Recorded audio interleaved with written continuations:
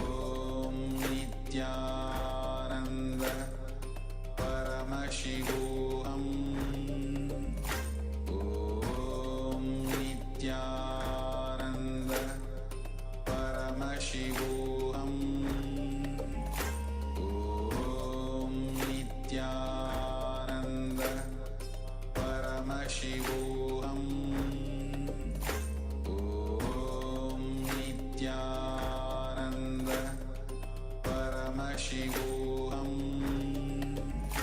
Om Nithyananda Paramashivoham Om Nithyananda Paramashivoham Om Nithyananda Paramashivoham Om Nithyananda Paramashivoham Om Nithyananda Paramashivoham Om Nithyananda Paramashivoham Om Nithyananda Paramashivoham. Now, go ahead and post whatever your third eye revealed in the chat. Please go ahead and post your power manifestation results in the chat.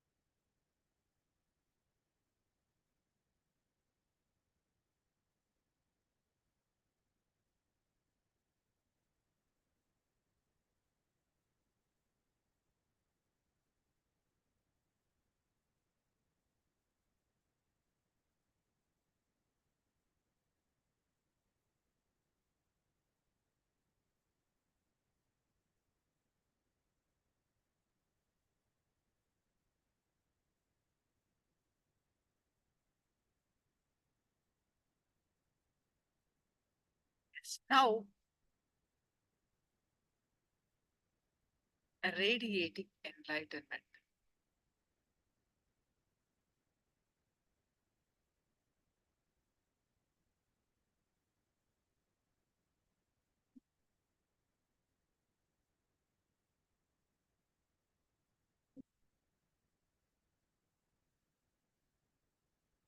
See, whenever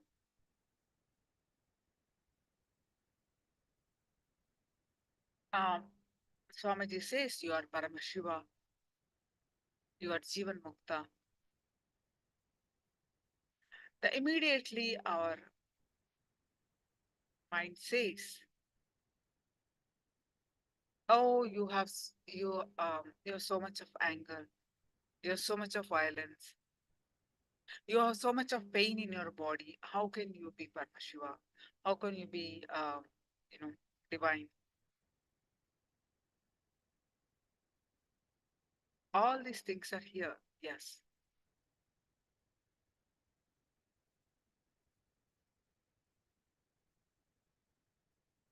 How can I be Jivan Mukta?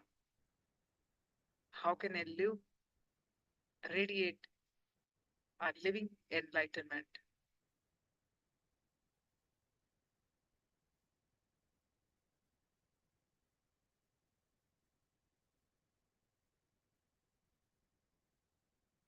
So let's watch from the compilation of Swamiji Satsang about radiating enlightenment.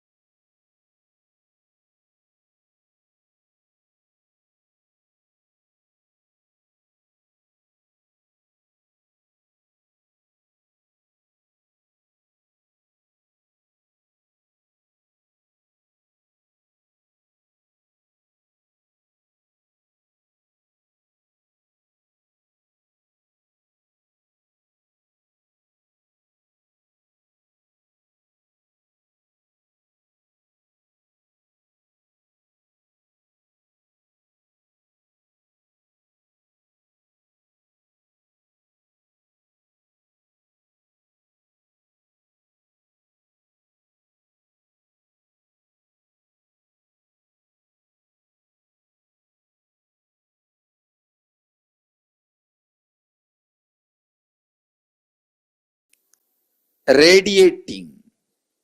The very word is so active, alive. Not only you living enlightenment, all the people around you, inspiring them through your living enlightenment is what I call radiating enlightenment. Let the enlightenment express through your muscles, in your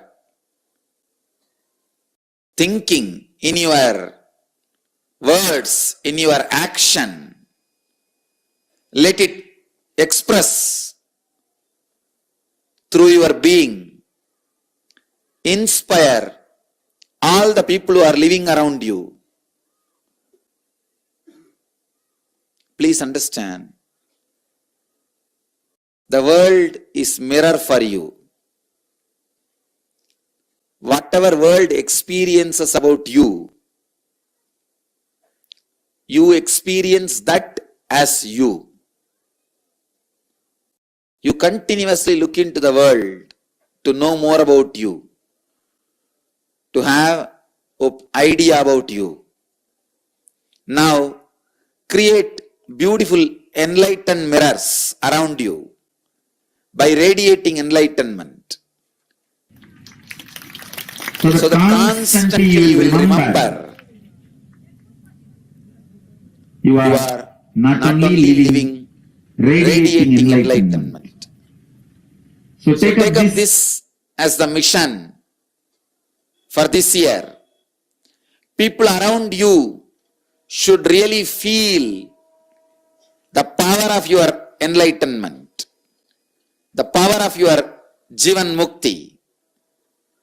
When I say the word living enlightenment,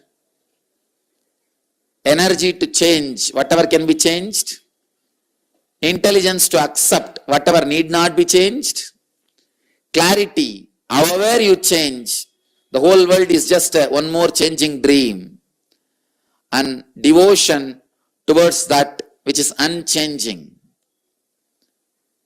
This is what I define as living enlightenment, Jivan Mukti. Now, let these great truths radiate through your system so strongly. Let all the people around you, the world around you, feel the power of enlightenment. Let your muscles radiate this truth. Please understand, do not think there is so much of anger in me, suffering is in me, pain is in me. Don't think all these things are here. How can I be Jivan Mukta?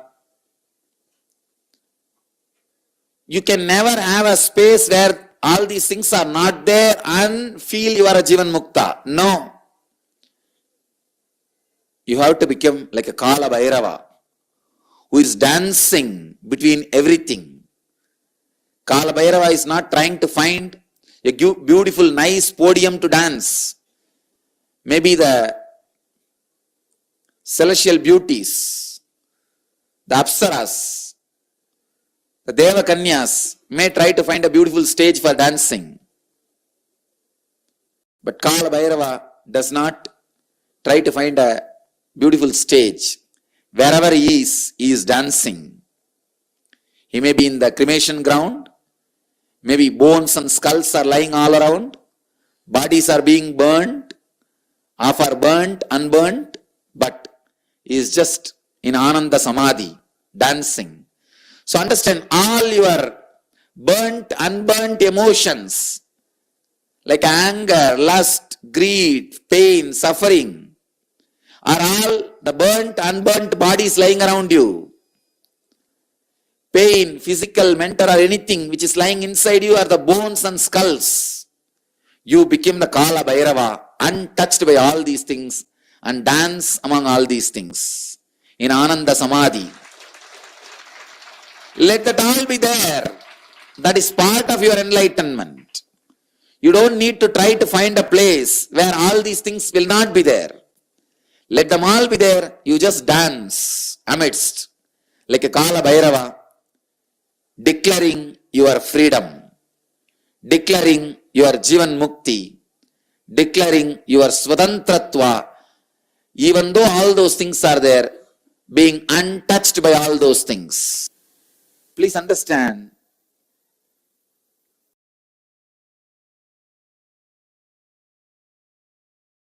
Extend the power of goodness you radiate much more than what they expect as enlightenment. Radiate all the auspiciousness of enlightenment much more than what others think as enlightenment. Let these great truths penetrate your muscles and inspire, energize, encourage other muscles, others' muscle memories to radiate the same great truths.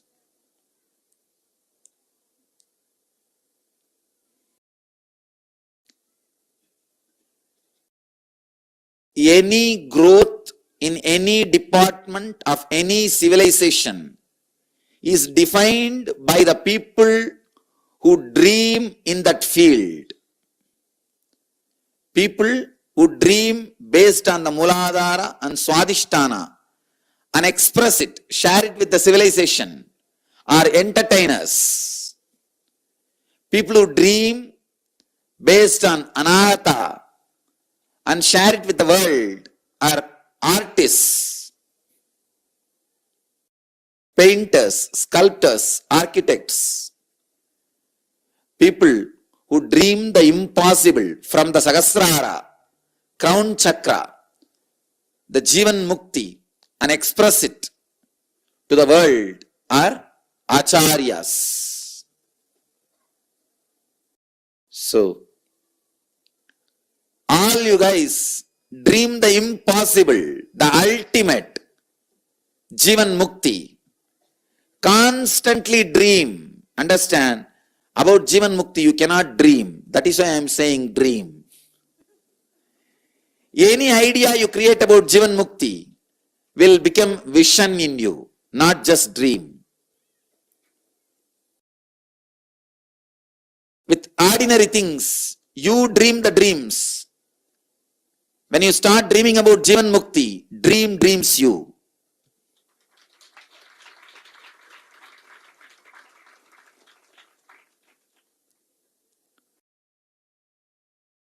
Create the extreme possible visions about Jivan Mukti, dreams about Jivan Mukti. They will simply express themselves through your muscles. You and your dreams are like two sides of scale, weighing scale. Any dream about Jivan Mukti will become so heavy, naturally that side will drop, that side will become heavy, that will simply start expressing itself through what you think as you, what you feel as you. Whoever radiates enlightenment are my acharyas. You will be my solution to the world. You guys are the dreamers of the new civilization which I am expressing. The civilization of enlightenment.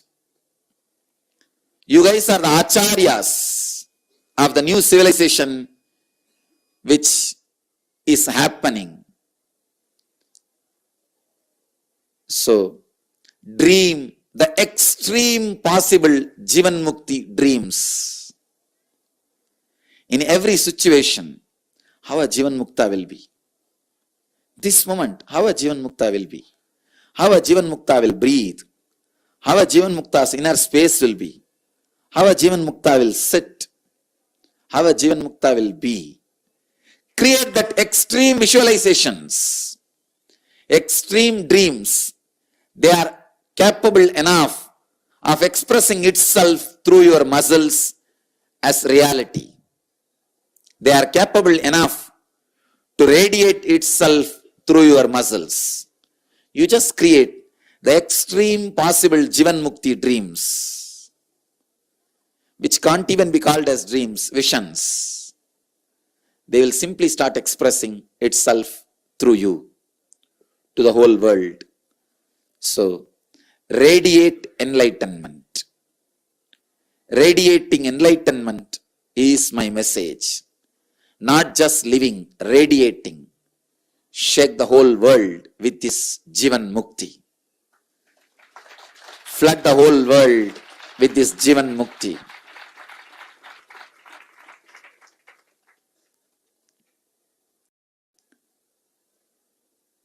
Radiating enlightenment through your thoughtless thoughts, through your wordless words, through your actionless actions, through your mind, words and body. Radiate it through all possible actions. When people around you feel the power of your living enlightenment, radiating enlightenment, you will simply see you are radiating. Till they feel, you will not have confidence you are radiating. Only when they feel, you will have the clarity and confidence you are radiating.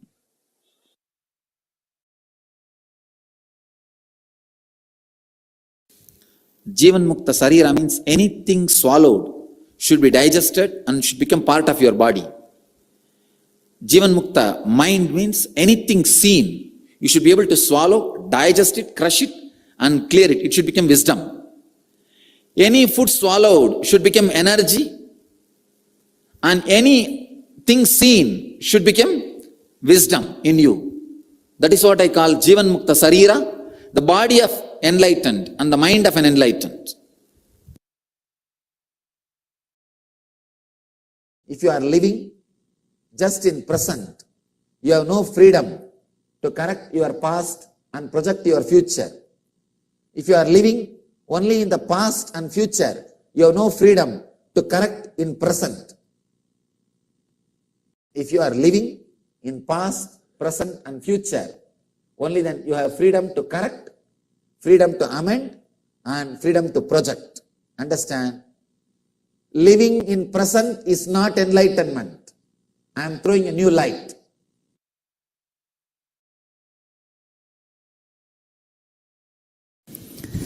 Bring powerful cognitions in your life, through that bring spiritual legitimacy to your existence, to your identity. With that strength, bring social, cultural, economic legitimacy to your existence. Naturally, you will be able to manifest anything you want. Understand? This whole science, manifesting the state, manifesting the space, manifesting the powers, manifesting the being, manifesting the superconsciousness of Paramashiva,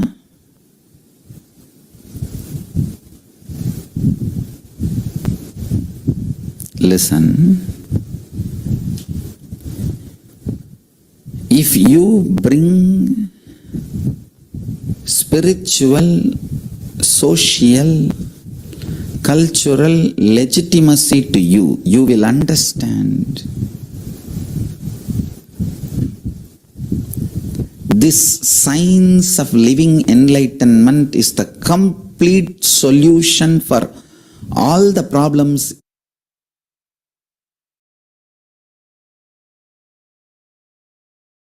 Superstitious science practitioners, Paramashiva is real. Mahasadashiva with 25 face and 50 hands is real. Just visualize yourself and inhale and exhale, then you will understand.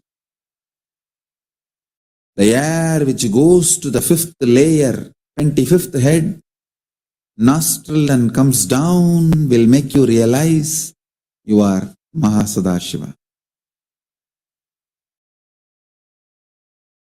This kind of breathing will make you realize every word I am uttering is true, and it will become reality in you. You will start living enlightenment. Understand, living enlightenment is not a struggle. Now I want to tell you, for living enlightenment, you need vision, not sacrifice. As long as you don't get the right vision, you need to have sacrifice. Till the vision is not clicked, you need sacrifice. Once the vision clicks, you don't need sacrifice. When I cut my thigh and went back to Annamalai Swamigal, he said, what you did is neither wrong nor right. I couldn't understand. What do you mean? He said, because of this cutting yourself, you got the click. Ultimately, that you are not the body. Actually, after that only he gave me the initiation into that Aham Spurana. The methodology of the Aham Spurana by great incarnation, Ramana Maharshi. It was transmitted to me by Annamalai Swamigal. So Ramana Maharshi is my Paramaguru. And Annamalai Swamigal transmitted that Aham Spurana, Anubhava into me, and which became reality when I was 12 in the Pavazhakundru. After that, once Annamalai Swamigal was telling me, now understand the thing you did, cutting your thighs, neither right nor wrong. Because you got the vision, you don't need sacrifice. You don't need to cut yourself again. If Annamalai Swamigal said cutting yourself is right, I would have been continuously doing that everywhere. And all of you will be sitting and cutting yourself. It is not right. Same way, it is not wrong. You need certain kind of a ferociousness to do sacrifice till the vision clicks. That kind of a ferociousness is required for the vision to click. So because the ferociousness is required for the vision to click, the experimenting on yourself, cutting yourself, your thigh was not wrong. Because it is not required regularly, once the vision clicks, it is not right.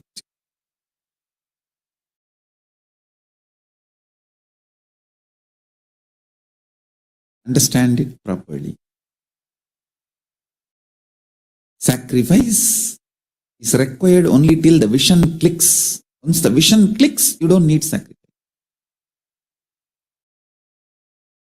Because living enlightenment does not need sacrifice. It only needs the vision clicking in you.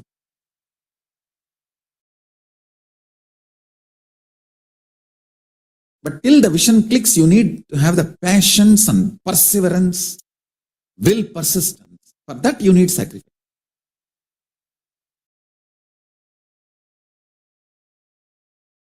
Shivanyana Anubhuti, Shivanyana Anubhava, Paramashivanyana Anubhuti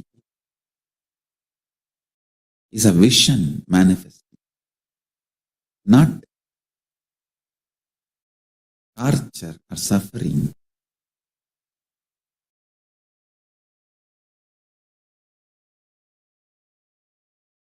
If you understand the principles from a person who lives in Nirvikalpa Samadhi and makes that as a lifestyle, you will enjoy all the benefits of the Nirvikalpa Samadhi. For example, Einstein's theory, all of us may not understand, but many benefits derived from that theory, we are all enjoying in our life because we decided to accept his theories. Same way, the fourth unit of time, this theory, all of you may not be able to grasp it, but if you decide to accept and enjoy, make this theory as a part of you, you will enjoy all the benefits of these truths, benefits of this theory. That is what I call living enlightenment.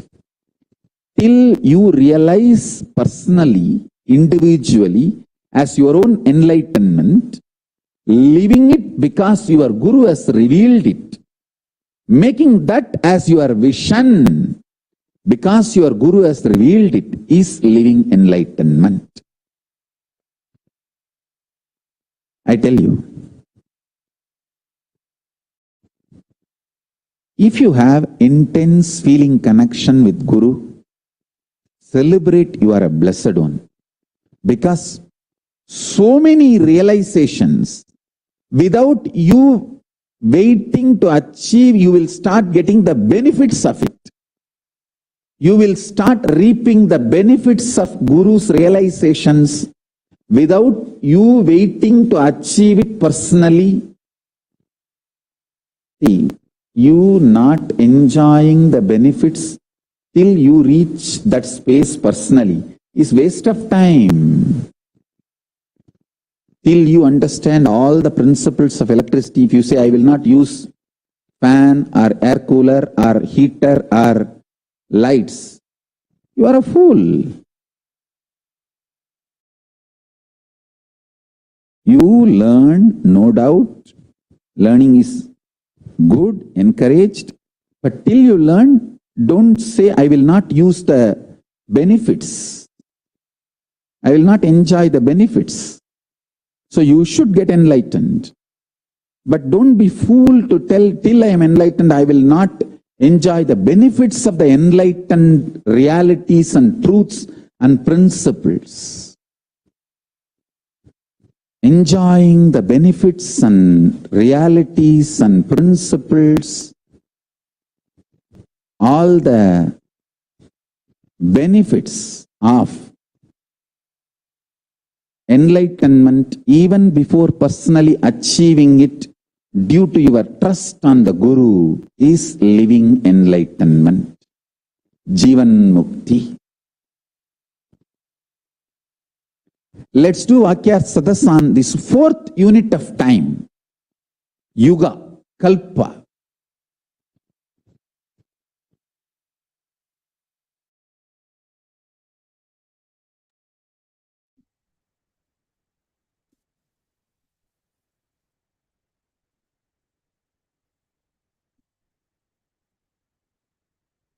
Now, let us do one internalization exercise.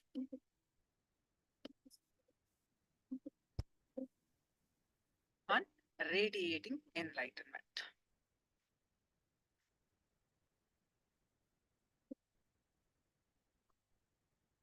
So, what did we learn on radiating enlightenment? Do not think that there is so much of anger in me, suffering is in me, pain in me. Don't think all these things are there. So, how can I be Jivan Mukta? You can never have a spare space where all these things are not there and feel you are a Jivan Mukta. No, you have to become like a Kala Bhairava who is dancing between everything.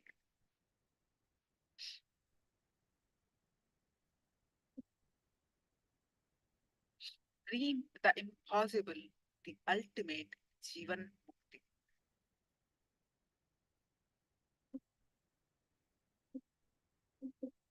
Constantly dream about Jivan Mukti, you cannot dream.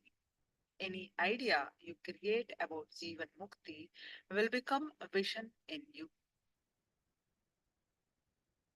Not just dream with ordinary things, you dream the dreams. When you start dreaming about Jivan Mukti, dream dreams you. Create the extreme possible visions about Jivan Mukti. Dreams about Jivan Mukti. They will simply express themselves through your muscles. You and your dreams are like two sides of scale, a weight scale. Any dream about Jivan Mukti will become so heavy naturally that side will drop. That side will become heavy. So that will simply start expressing itself through what you think as you, what you feel as you.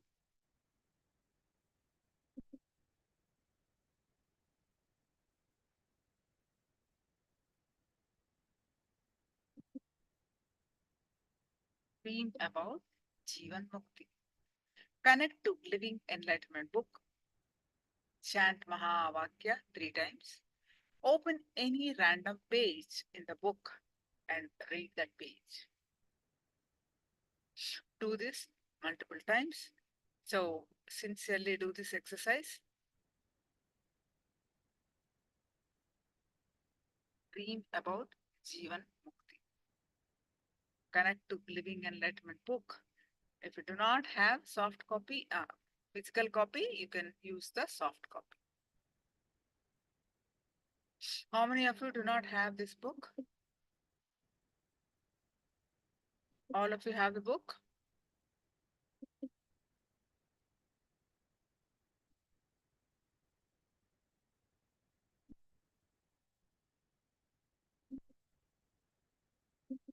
Let me post the link. For those of you who do not have the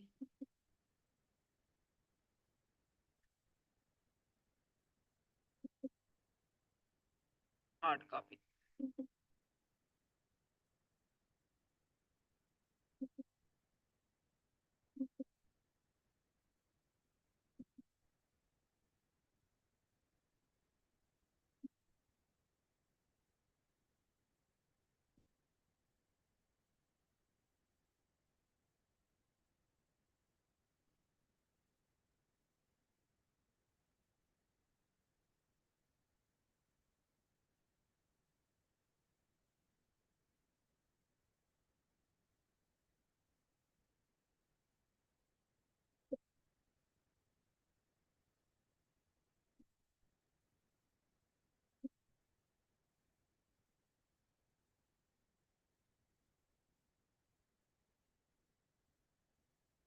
I posted the soft copy of the book. Please use this.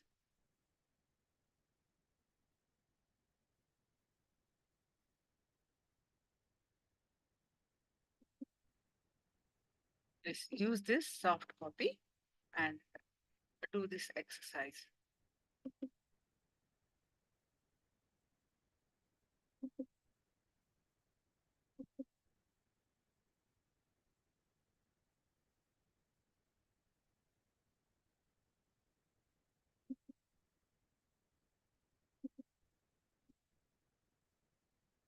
Each time you multiple times you do it, but each time you do the Mahavakya 3 times. Then open the book or browse through the book.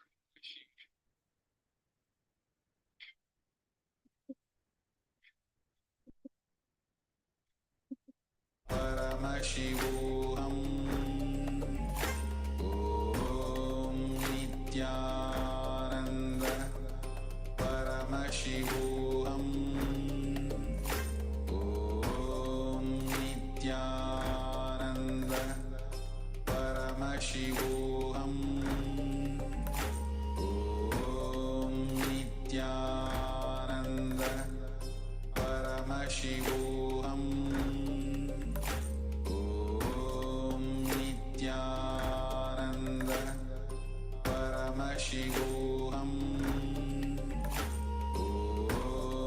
Nithyananda Paramashivoham Nithyananda Paramashivoham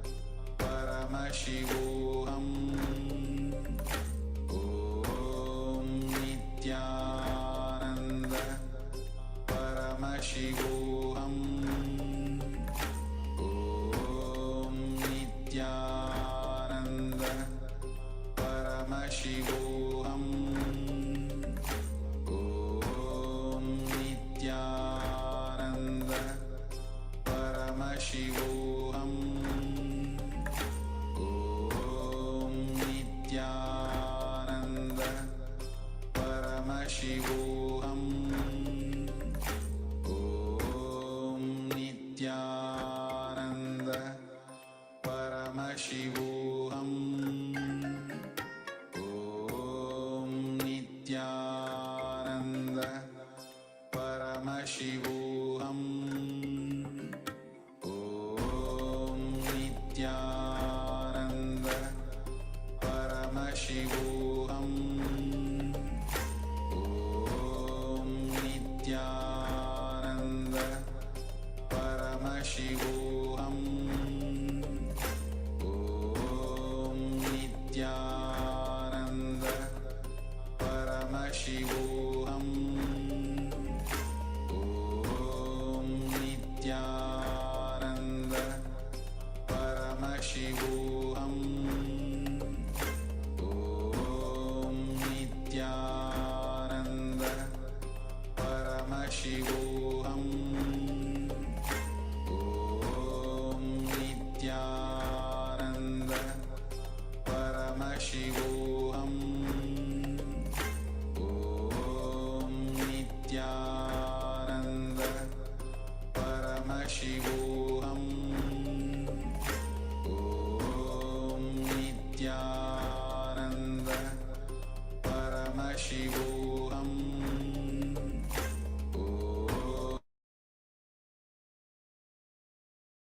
अस्मदाचार्य पर्यन्तं वन्दे गुरुपरम्पराम्.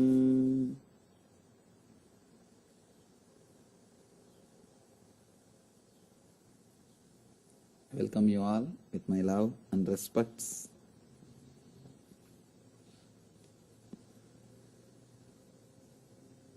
It's a beautiful day, 70th anniversary of my first experience.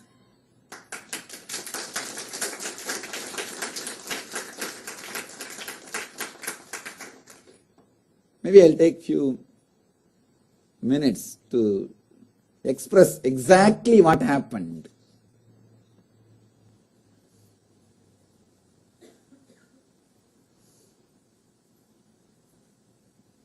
You see, around the age of 10, I used to go and see this great master Annamalai Swamigal.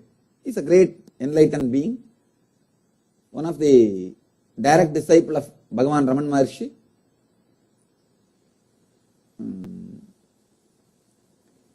He is the person who used to give bath to Bhagavan. Even when Bhagavan takes bath, he will be the person who touches his body and gives bath. Such a close disciple.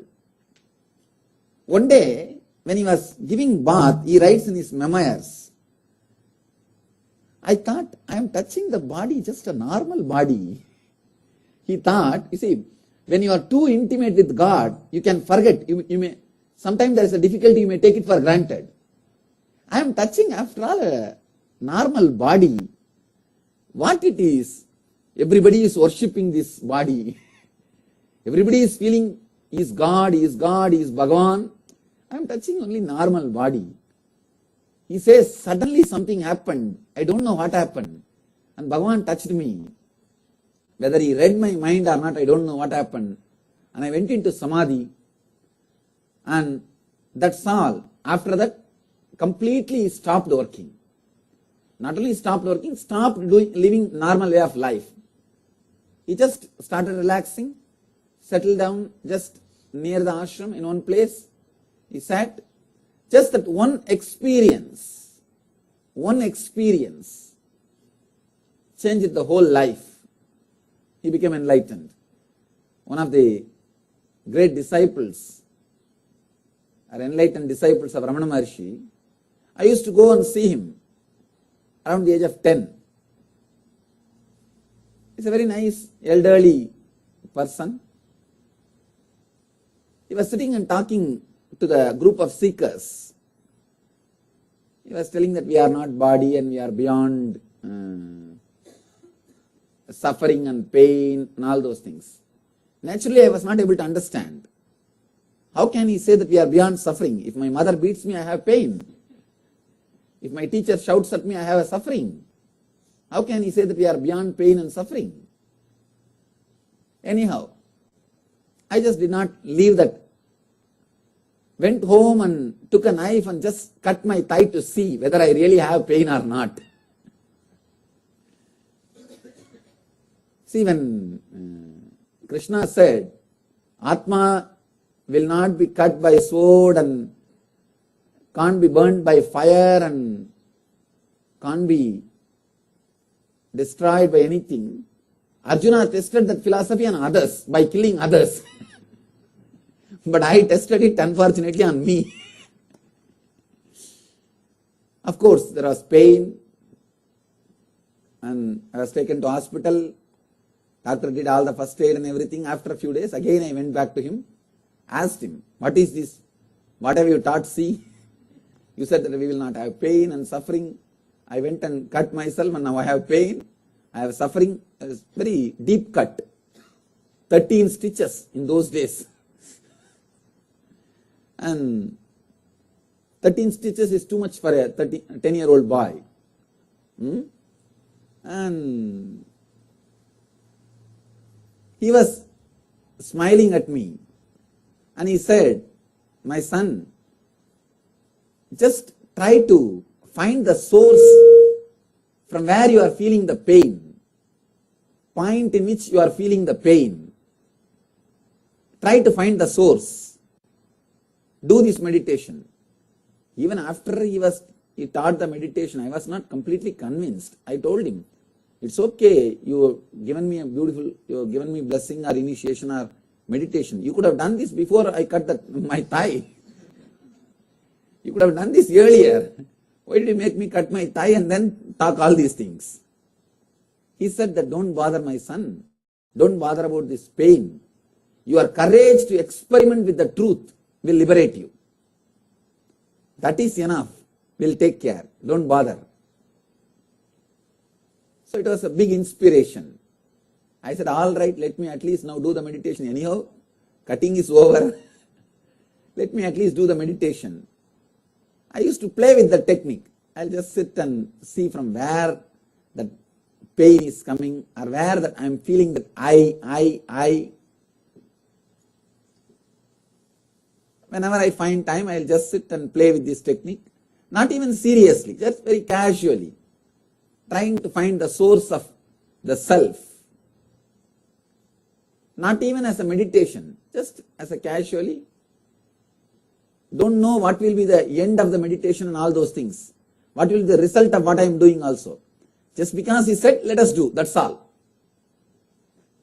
And I used to even think that maybe the end of the meditation, God will appear and tell that you will not have pain. Because I don't have a clear idea. I don't have a clear idea what will happen as the result of the meditation. He only told do this, that's all. And I know for sure that if I do this, I will not have any suffering or pain in future. I may not have any suffering or pain in the future, that's all. No other idea or expectation of exactly what will happen if I do this meditation.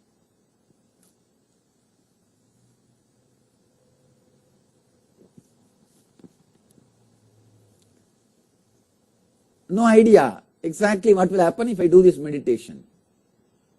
Anyhow, started playing with the technique very casually.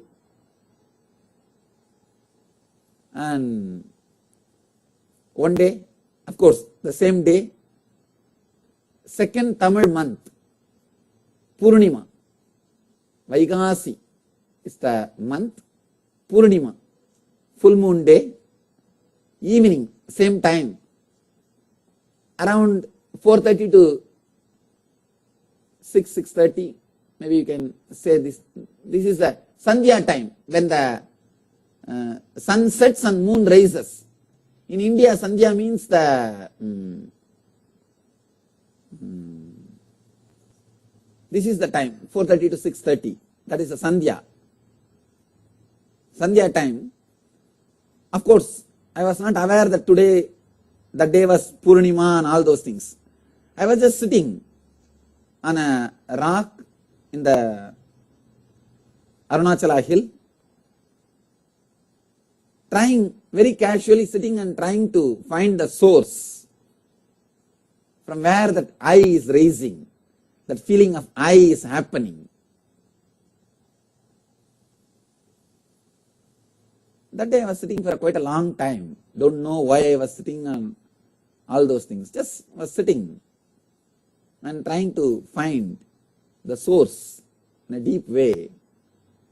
Suddenly something happened, like I'm being sucked inside, pulled inside. Just I was being sucked inside. I was sitting with closed eyes, but I saw very clearly something opened inside. The moment that opened inside, I was able to see whole 360 degree without opening my eyes. My eyes was closed, but I was able to see complete 360 degree. Whatever was happening in the front, side, back, side, and up, down, all the direction.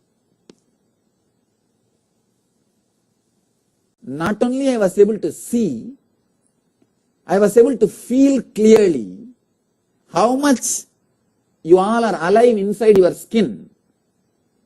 How much you all are alive. We are all alive inside our skin. We can feel we are living inside our skin. Same way, same intensity, I was able to feel I am alive in everything I was able to see. Understand? I was able to see the whole thing, whatever was around me, the plants, rock, tree, everything. And I was able to feel that I am alive in everything. How I feel, how you all feel you are alive inside your body. Same way I felt alive with the whole cosmos, with the whole existence. It was just, till then I was body. After that experience, I am body also. Understand? I am body also. It was a very deep experience. If it is just a word or imagination, it won't make such a big impact on your inner space. It was a strong conscious experience. You see, now you know you are inside your skin. Anything you will listen as long as it does not disturb you. If something disturbs your life, naturally you know how to protect yourself because you are alive inside. It is your conscious experience. How many people may teach you that you are not a body? You will listen, but you will not allow them to work on you because your conscious experience is your body. In my case, I am, this whole existence became my conscious experience. That is why I started living according to that. People feel surprised sometimes why I lived such a strong, intense life in that age. It's very difficult, unimaginable. It's unimaginable for you because it is not your conscious experience. It's such a simple thing for me because feeling the whole cosmos is me has become conscious experience. It was a very solid experience. Then late night, by the time I was able to move the body a little bit, it became late night. Somehow I came down. After settling into the body a little bit, I thought that some ghost has possessed me. I got frightened. Something has happened. Even though there is a deep joy inside, but I don't know what has really happened. First time, something new. Some ghost has possessed me or not, I don't know. I started thinking in that way and went to that Mataji Kuppammal and told her what happened. She just laughed and said that you are not possessed by ghost, you are possessed by God. And she gave me the courage to live with it, to accept that experience, and she supported me. For 3 days I was not able to eat anything. I think that is why so much of food is today offered. 3 days I was not able to eat anything.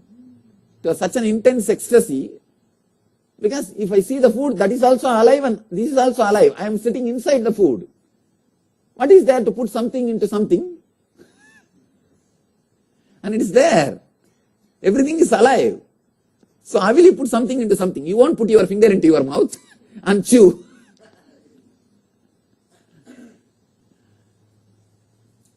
So how to put something into something? Everything is life.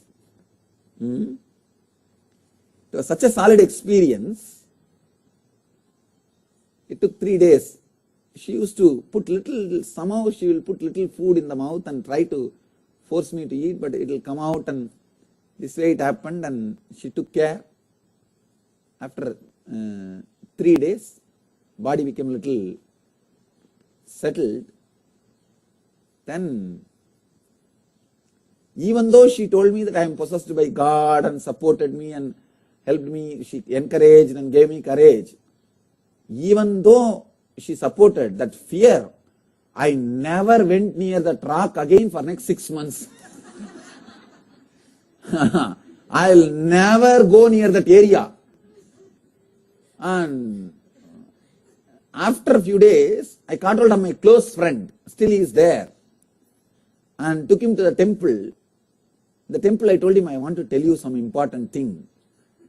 And he said, okay. We went to one corner where no people come. Not much visitors come. He was sitting next to me and told him, hey, see, from that day, something happened to me in the hill. I'm able to see all 360 degree now. I can see everything, what is happening in front of me and backside, every side. He took me, he just started making fun of me. Fool, you are talking and all those things. He did not take me seriously. I told him, you see, if you want, you can check. You see, behind there is a tree, na? Ant is going. I can see, you see. It was a big shock for him. And I told very clearly behind the tree and what all is going on, who is crossing and what color dress he is wearing, without turning my head. And ant climbing the tree and that small insects, I told, that fellow got frightened. First shock for him. I told him, if you want, you check. He had a Indian rupee coin in his packet. He picked up the coin and he said, I will show behind your head. You tell me which side I am showing, head or tail. And we had that game. I told clearly, for 10, 12 times he checked. I told very clearly. That completely shook that guy. I told him, you also go and sit on the rock, you will have this. No, because still I was not very clear why it happened and what happened and all those things. All I know is now I can see everything. And it is very joyful, like a bliss fever. It was a bliss fever, you see. And I told him, you also go and sit on that rock. I will tell you where it happened. I won't come. You go. And you will also be able to see like this everything. And that fellow slowly started, no, now I have to go to house, I have to do my homework. I said, no, sit, I will tell you what all to be done. And he was telling, no, I have to go now, I am in some urgent work. I caught hold of his hand. No, first, because I thought that he is going to escape. And he started telling, no, I am feeling like going to bathroom, leave me a hand. And I caught hold of him. I was trying to catch him and no, sit. First listen the whole thing. And I could see very clearly when I was trying to catch him without running, I could see very clearly, body may be two, but I am alive in both the bodies. Both the bodies I am alive. But the poor guy, he can't understand. Then suddenly hit me, what is this? I feel like I am having two bodies. But he is completely frightened that I could see all the direction and he can't imagine. Till yesterday I was his friend and today I can do all these things. And he just said that leave me now I have to go to bathroom and after going to bathroom I will come back. Because usually when you get frightened, first thing you will feel like going to bathroom only. This fellow ran and Whatever he did, 1 or 2, I don't know, but he ran away, never came back. And I was sitting there, thinking he will come back. And anyhow, after a few hours, I understood that this guy is not going to come back. I went back to home. Still now, he describes his experience, and Swamiji was catching me not to run, trying to make him sit. That time I felt that something was happening inside my body. He says that I am the first person who received energization. He came and did our NSP. In NSP I gave energization. He said that the same thing I felt that time. The same thing I felt I had experienced that time. So first energization. And it was fun. It changed the whole perspective of life. Our experience about life and the idea about me and life and God, everything was changed. Earlier my idea about God, me, world, everything was totally different. Now my idea about the self, Jiva, the Jagat, world, and God, Ishvara, totally different. And yesterday I was sitting and talking with my ashramites. I was just seeing how this experience happened, why this experience happened. See, there are so many boys who are cutting their thighs or hands or legs in so many ways, but all of them are not having spiritual experience. Why did this happen? I can say one important reason. My whole inner space was ripe, ready for this small technique to just awaken or open it. Because constantly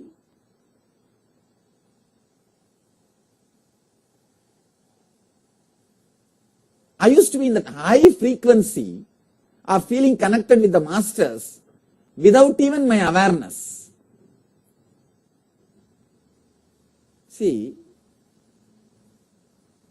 who inspires or impresses you, they become hero of your inner space.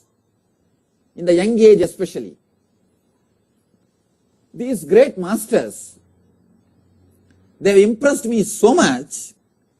In every situation, internally, I'll calculate how this master will behave at this moment. Let me behave that same way. For example, if I had some fear, I'll remember how Annamalai Swami will face this fear. He won't bother. He is an enlightened. Let me also be like that. The inner space was so inspired and impressed by these great masters. Every step in my life, I'll think how he will behave. Let me do that. For example, if I see some sweet or something, my brothers and all will jump. Hey, I want this chair, I want that chair. I'll think how Annamalai Swami will behave. He won't bother. He will keep it in one corner. It will be there. Let me also be like that. I don't know how this system got developed into me. So much inspired, impressed by that masters. The inner space was so pure also, young age. No other heroes. Only these masters are the heroes. And every step I used to think, how he will behave. Let me behave like that. How he will do. Let me do like that. I used to go for a circumambulation of the hill. To go around the hill. It's a 16 kilometer in the late night. When I have little fear, I'll think how Annamalai Swami will behave. He won't bother about fear. Then let me also be like that. Let me tell you one incident. Really it happened. Heavy rain. Maybe around the time when I had my first experience, I was going for a circumambulation of that hill. I had fear, heavy rain and thunders, lightning. Immediately I thought, how Annamalai Swami will behave? He won't bother. He will just walk. Let me also do the same way. And I was walking through the traditional crematorium, where people are cremated in India, cremated and buried. In India, both are done in same place. Burial and cremation, both are done in same place. I was walking through that because when you go around the hill, you are supposed, that path goes through that crematorium of Arunachala, the city's cremation ground.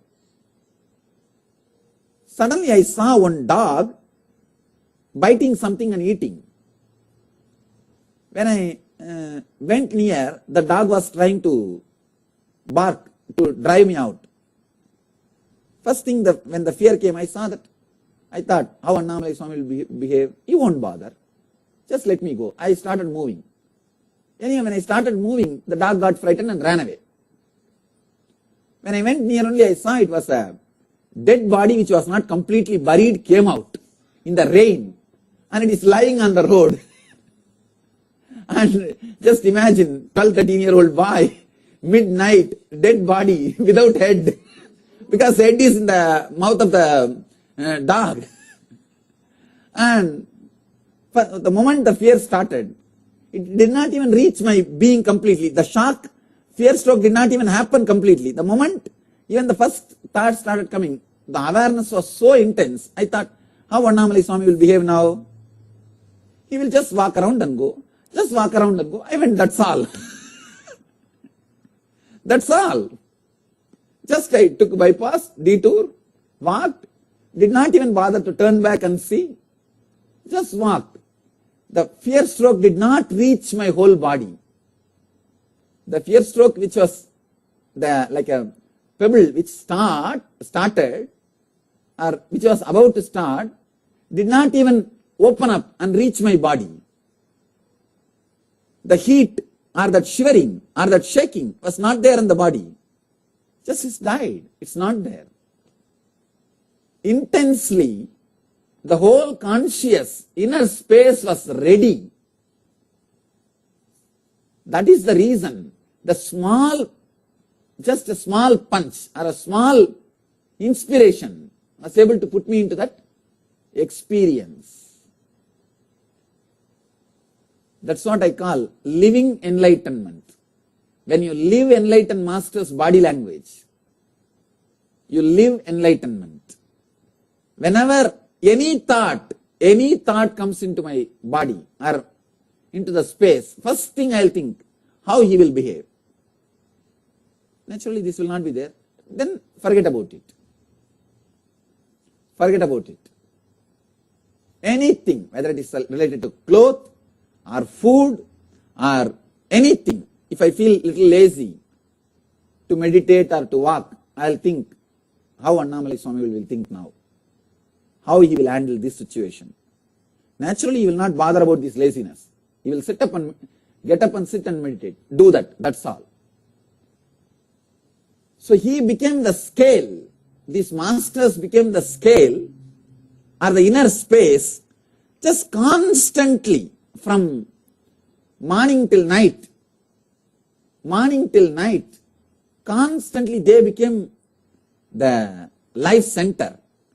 I asked him once, Swamiji, that I saw Annamalai, the Arunachaleshwara in dream. Do you also see him in the dream? He said, no, I don't have any dream. You don't have dream? Then how can I have dream? That night I said, no dream. Annamalai Swami will not have dream. Then how can I have dream? No dream. You will be surprised. That night when some dream started happening, I clearly inside the dream I am saying, no, Annamalai Swami doesn't have dream. Then how can I have dream? Dream disappeared. Just dream disappeared. The inner space was so thorough, so innocent, so straight, direct.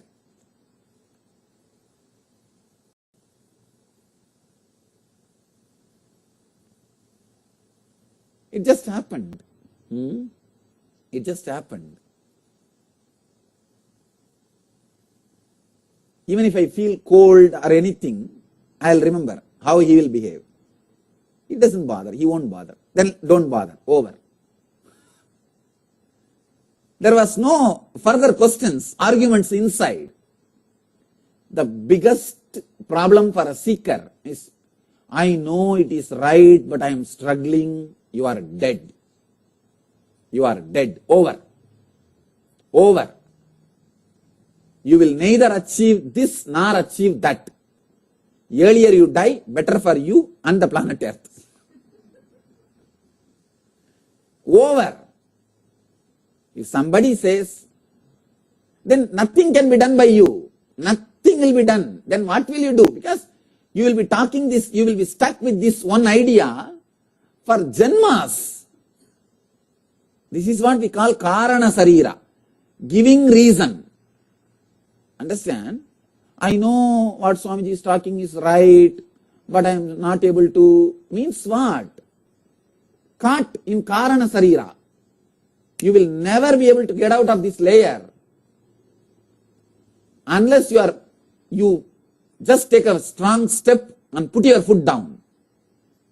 Anybody, be very clear, just look back, look into yourself. If you are caught in this layer, be very clear, nobody can save you. Nobody can save you. You may take today's my message. Do not be stuck in that layer. Anywhere you are stuck, okay. Anywhere you can get stuck, nothing wrong. Not in that layer. Not in that layer. That is what I call evil.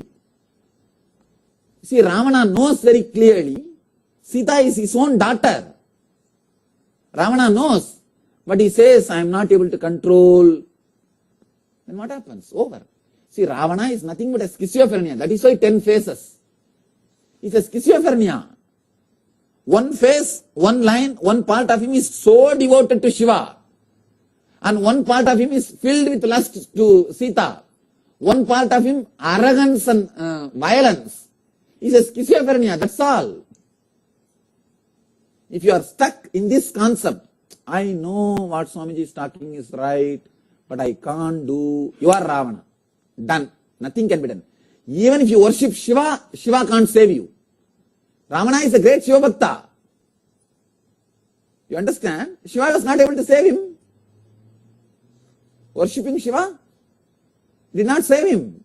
He's a great Shiva Bhakta. He built a huge temple in Trigonamalai, in Sri Lanka. There's a big temple, Trigonamalai.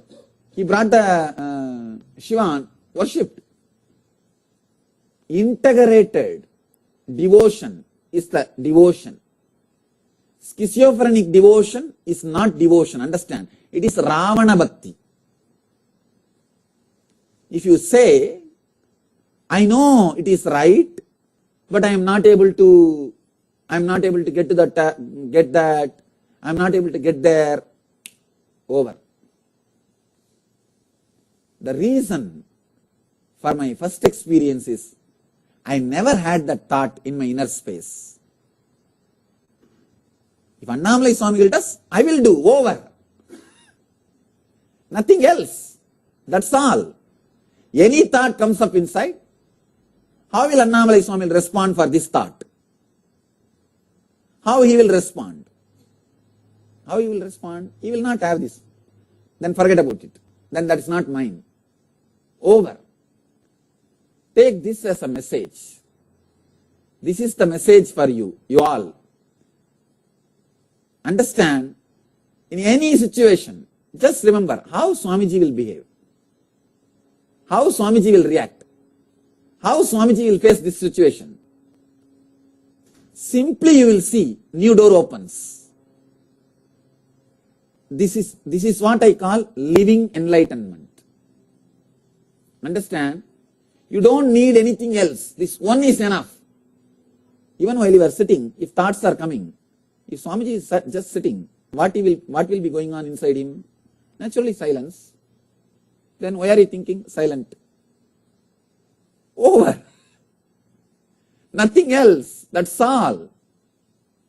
Your mind will, if your mind says, no, I know it's true, but I can't do this, it's too much. Then you think, if Swamiji's mind says like this, how he will behave? You would have finished the mind that moment. That's all. Nothing else. That's all. Just be very clear. Carry this one message. Maybe you can take this one message and let this message become life into you. The message of living enlightenment. See, understand, from the age of 10, of course, around the age of 10 only I was inspired and impressed by him. That was the time I started.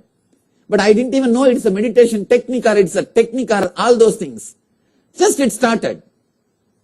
How he will behave. How Annamalai Swami will behave for this situation.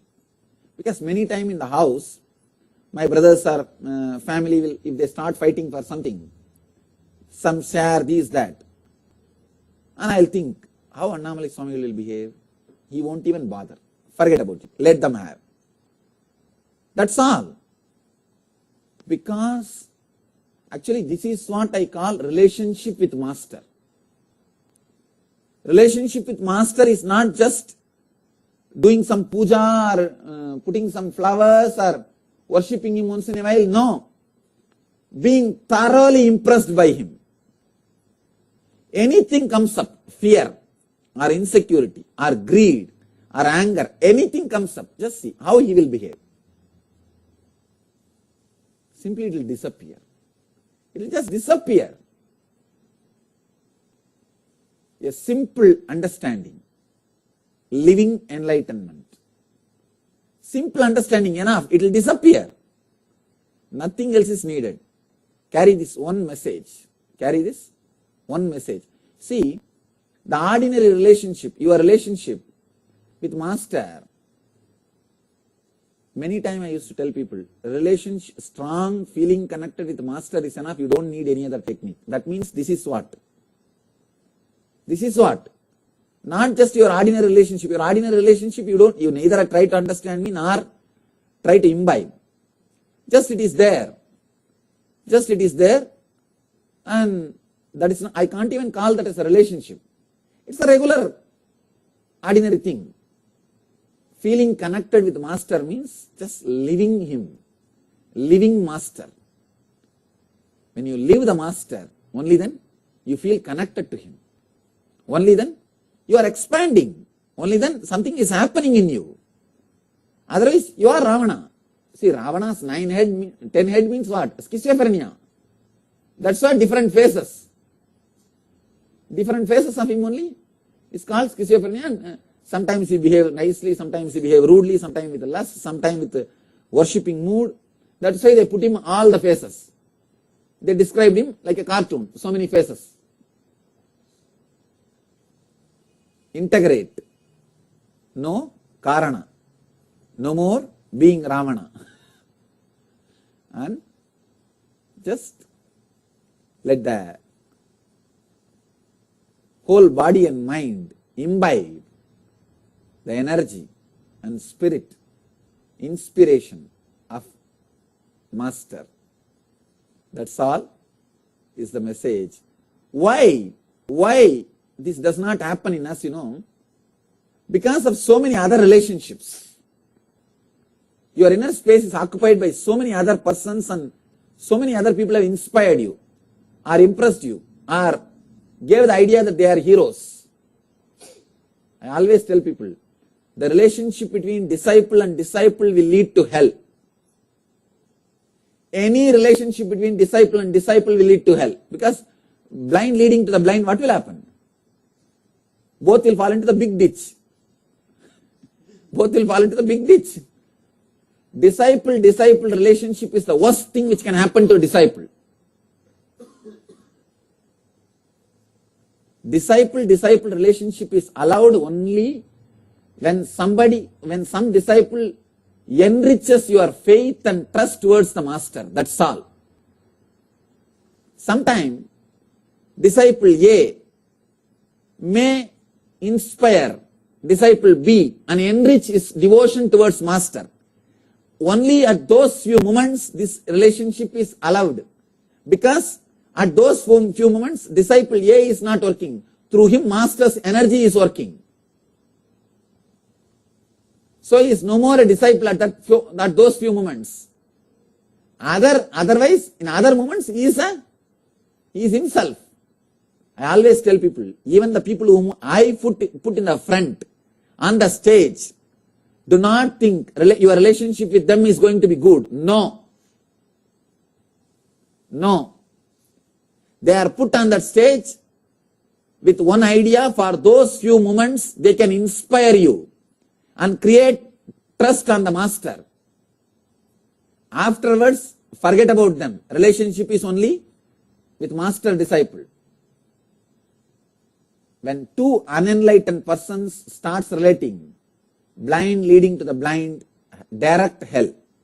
You don't even have to travel to the hell. You will bring you will have home delivery. Your home will be delivered to your home. Home delivery. Understand?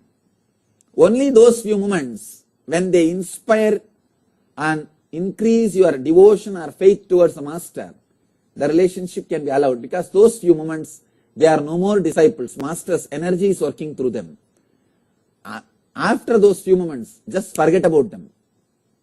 Any disciple-disciple relationship is leading to hell.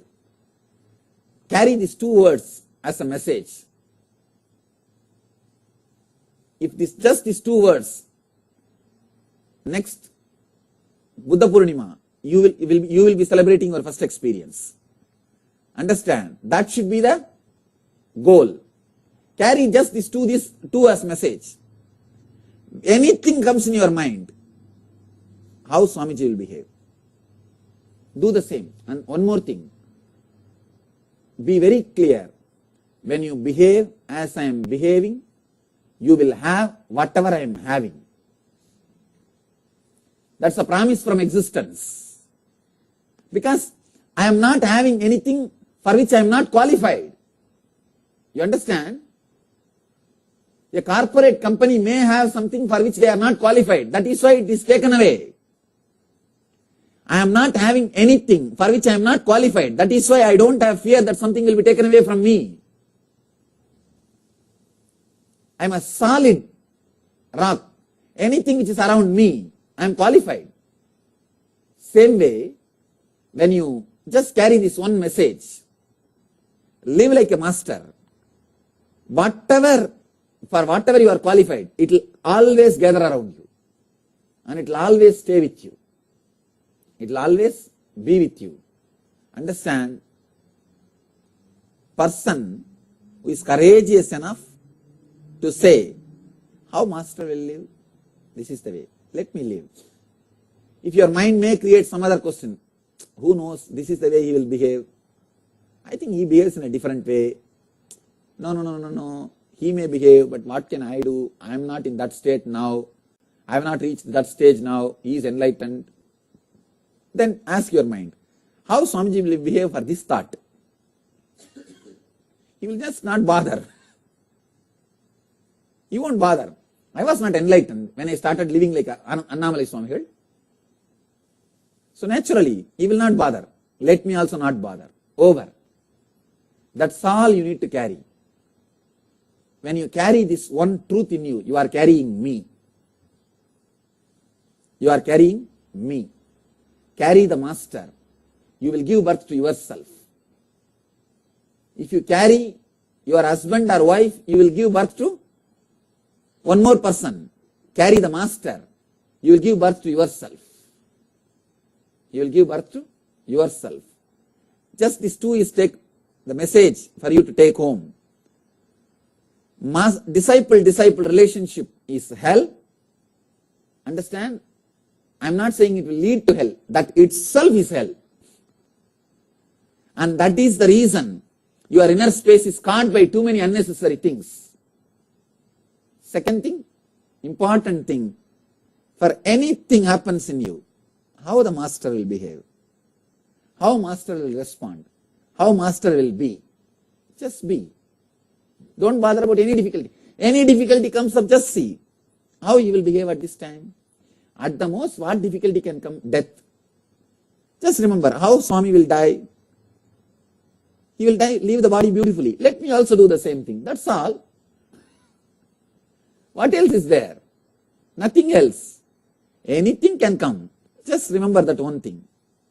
How he will live, how he will live. Do the same thing over. Actually, this feeling connected, that gave the truth. That made me alive, intense, energetic. So even a small inspiration, this technique is very simple technique. Even such a simple thing can lead to such a wonderful experience because I was ready. Otherwise, there are so many people who are sitting and asking, who am I, who am I, who am I, from where thoughts are coming. But nothing is happening to them except little mosquito and forget about seeing 360 degree. They stop seeing even inside one. Even understand, carry this one message. Only later on I came to know that that day was Purnima. Afterwards, it's Mataji Kuppammal, she, her sannyas name was Brahma Yogini Vibudananda Puri Devi. Vibudai. She is called as Vibudai. It is she who found out from the calendar that was Buddha Purnima evening. The same moon which witnessed Buddha's awakening. Same moon as witnessed. Understand, the same moon is coming again and again. So, let the moon not miss some more enlightenments. Give some more chance to the moon. There is every possibility. All of you can give chance to the moon. Just carry this one message. Understand, it should go so deep in your inner space. While dream starts coming inside you, you should remember, hey, will Swamiji have a dream? No. Then relax. It should go so deep into your inner space, and it can go. Many times you can see, you will be aware inside your dream itself. You will be aware inside your dream. One person came and told me, Swamiji, I had a dream that some ghost was trying to catch me. Inside dream I remembered you and suddenly that it has left. Means what? Inside dream also, the faith that Swamiji will save me has gone inside. When that can go inside, this can go inside. Not that in dream ghost will catch you. Dream itself is a ghost which will catch you. Suddenly, clearly remember, over. It is possible. Carry this one. How Swamiji will behave. Any problem can be solved with this one thought. Anything in the internal world can be solved. Because Paramahamsa is a person who has seen all experiences. He is only called Paramahamsa. If he has not had some experience, existence makes him go through that experience, only then he becomes Paramahamsa. So whatever you go through, you went through, going through, or yet to go through, I went through already. So there is no space which you can say, I have not gone through. I have not gone through. So be very clear. Just remember this one word, how Swamiji will live. Just live, over. Just live. You will see, you will be living enlightenment.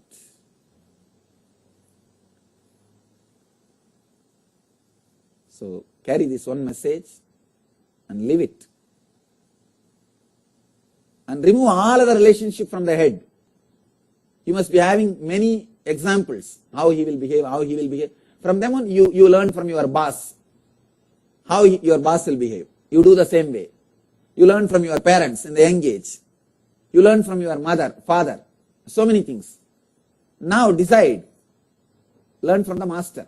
See, when mother hands you over to the father, you have to forget whatever you learned from the mother. When father hands you over to the master, you have to forget whatever you learned from the father. When master hands over you to the God, you have to forget whatever you learned from the master. So now, it's your job. Remember whatever you learned from the master. You will be handed over to God. Then there will be nothing to remember. There will be nothing to remember. People will remember you. When you don't have to remember things, people will remember you. That's all. So, disciple relationship leads to hell, because disciple-disciple relationship, you see, disciple-disciple relationship means what? You are in some difficulty and depression. That is why still you are disciple. And the other person is in difficulty and some depression. Both depression meeting with each other, what you will say? Depression plus depression? Not even square, infinity. Depression infinity. Because it is a quality. So it just becomes infinity. And you will vomit that infinity on everybody. And now you will see that whole over. It's like a garbage van. In India, if garbage van goes through a street, the whole street will be garbage. They will collect the garbage from houses and spread it all over the streets. No, that is their job. No, you can say that today morning through the street garbage van went, garbage truck has passed. Same way, when two depressed people gather and walk through a street, they will put garbage on everybody and go back.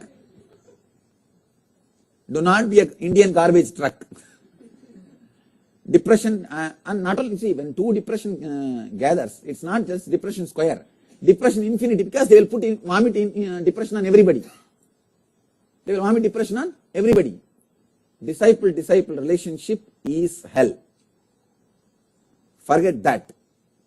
Let the relationship be only with the master. Anybody who inspires you and enriches your trust towards the master, those few moments, he is master's energy. Only those few moments, it's okay. Not after that. Not after that.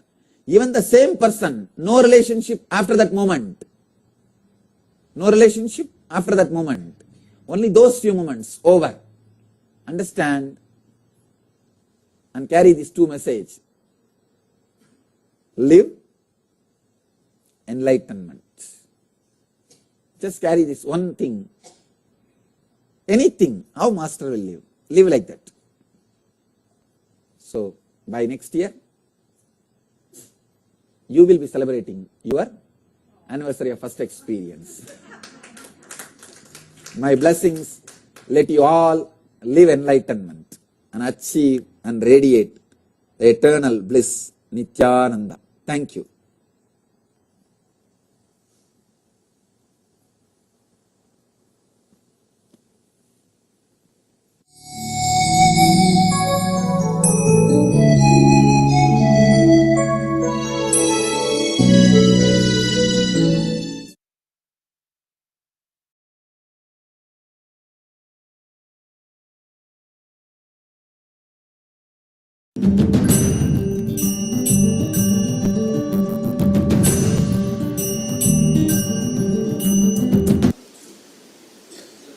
The Annamaya contains half of the Pranamaya.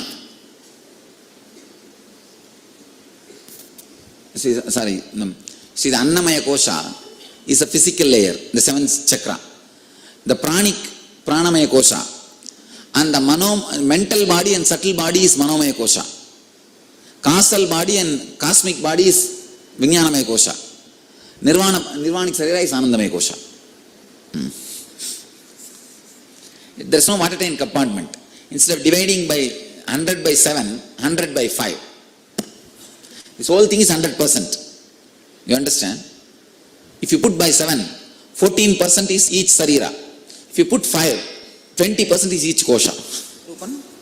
One day in an unseason, I asked, maybe late in the evening, I want mango. That fellow sent somebody, and then Saranagata, another, this brahmachari, both of them went to Bangalore. Next day morning, whole night they searched, and next day morning they came with mango. I said, why did you guys take this trouble? If it's not there in the shop, come back. Why did you guys spend whole night? They said, no. When you asked, it is already there. We only have to find out. That's all. When you asked, it's already there. You are a Satya Sankalpa. You can't ask without sending it. So only we have to show our devotion by searching it. It's a beautiful experience. Understand?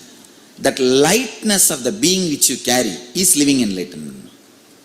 You understand what you are describing? See, I wanted to tell you one more thing about living enlightenment.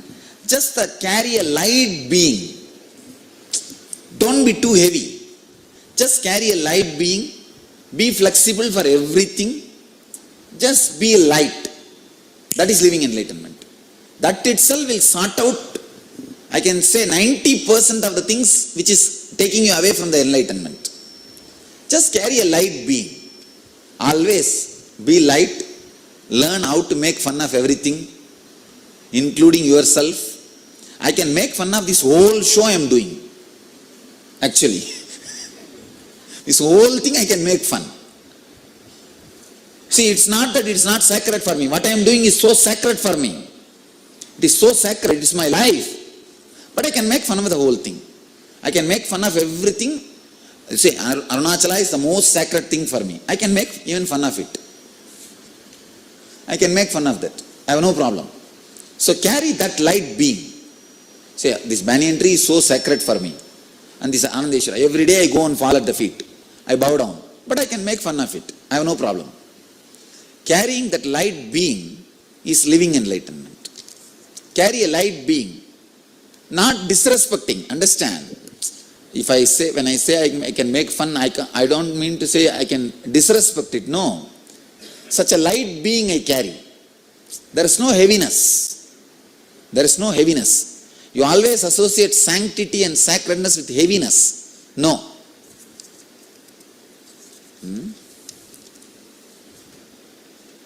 Very simple technique. Please understand. All I am trying to do in these 2 days is somehow to give you a strong experience of unclutching. See, strong experience of unclutching is one glimpse of Nirvikalpa. Nirvikalpa. Then you will be able to stay in Savikalpa or Samprajnata, the next level samadhis, permanently. Strong, very strong experience of Nirvikalpa. All now you need to do not think you are breathing. Let your awareness be on breathing. If you are thinking, I am inhaling and exhaling, why are you connecting with the last time what was happening through your nose? Why are you connecting that with now and labeling it as breathing? All of you understand what I am saying? So whatever is happening, let it happen. If it is going in, don't even name that as a going in. If it is coming out, don't even name that as a coming out. If it is staying in, don't even name that as a staying in. But your whole awareness should be only on the prana movements. Only on breathing movements. All of you are aware? Your whole thing should be only on breathing movements. Without naming it. Any word comes out, you are supposed to unclutch. All of you understand? Any word comes out, unclutch. But awareness should be on the breathing.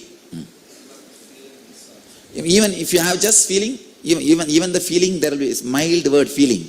Unclutch from that. Subtle. It is like taking the unclutch to the next level. Now you don't need to freeze your body. Small movements or anything is okay. But the whole awareness should be centered on the breathing movement. Anywhere you feel the air movement happening. Okay. For some people it's the lungs. For some people it's the belly. For some people it's the nose. Wherever the air is touching you or the air movement is happening in you, your awareness should be only on that. Don't bother about body. You can now let go of the body. If body moves, it's okay.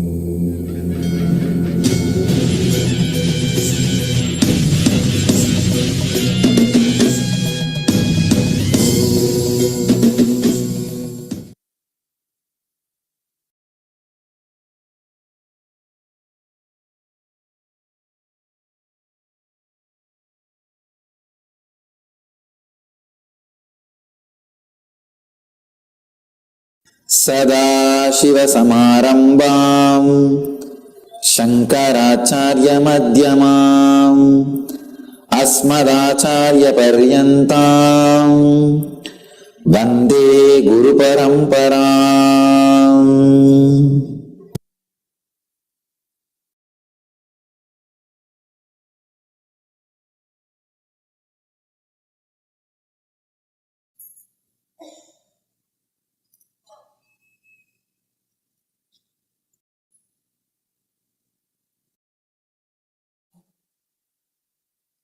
I welcome you all with my love and respects.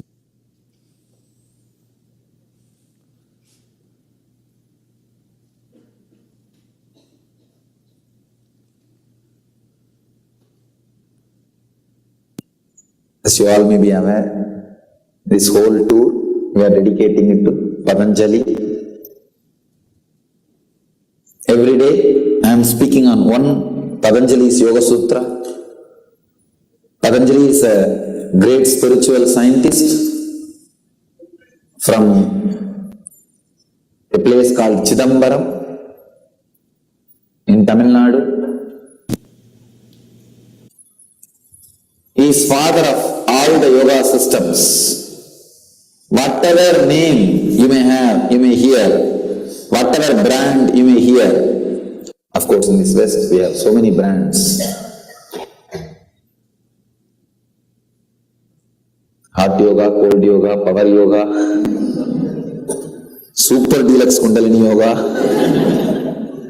Whatever name you may hear, he is father of all the yoga traditions. Unfortunately, people who practice yoga for years, even they do not know who Patanjali is and what really he wanted to teach as yoga. In his 200 sutras, only the few sutras which is related to physical postures are promoted as yoga in the West. Only those few sutras are practiced as yoga in the West. But yoga is far more deeper than just physical postures. Yoga is not just replacing your anasin metasin. It is far more deeper than just physical postures.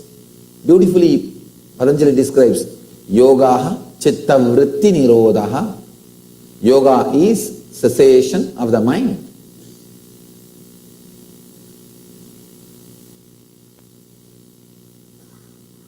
In 200 sutras, Patanjali describes yoga very beautifully.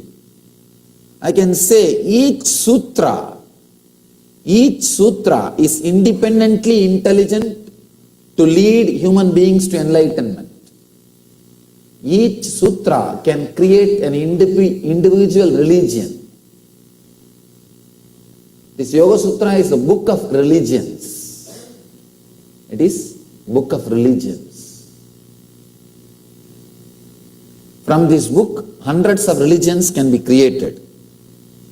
Very powerful sutras.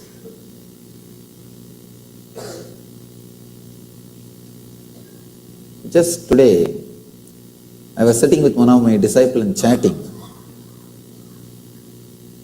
She asked me,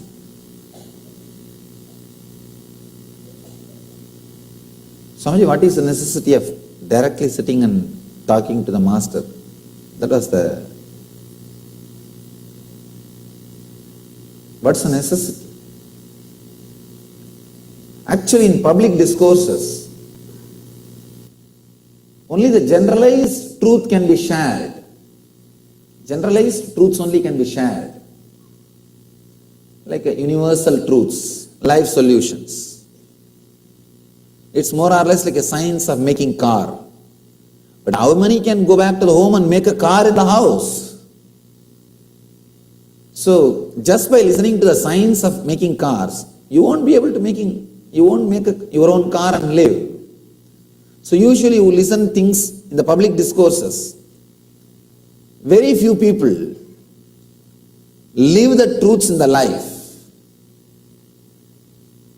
But when you sit with the master and directly listen, it's like directly he's handing over the car to you. The personalized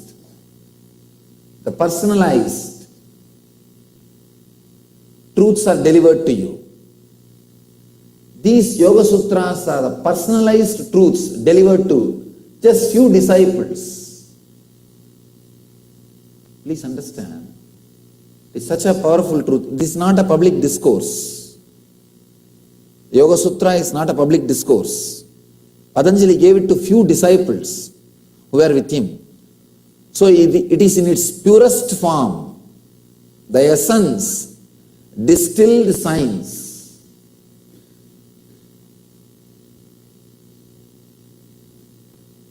If you can internalize these truths, it can liberate you this moment.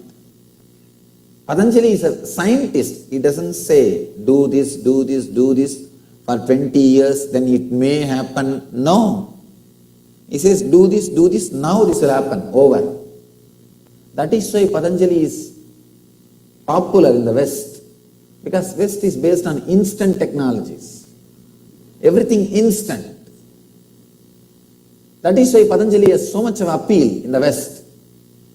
Neither Krishna, nor Shiva, or Buddha can be appealing to a Western mind so much like Patanjali. The other day I was reading Times magazine. It says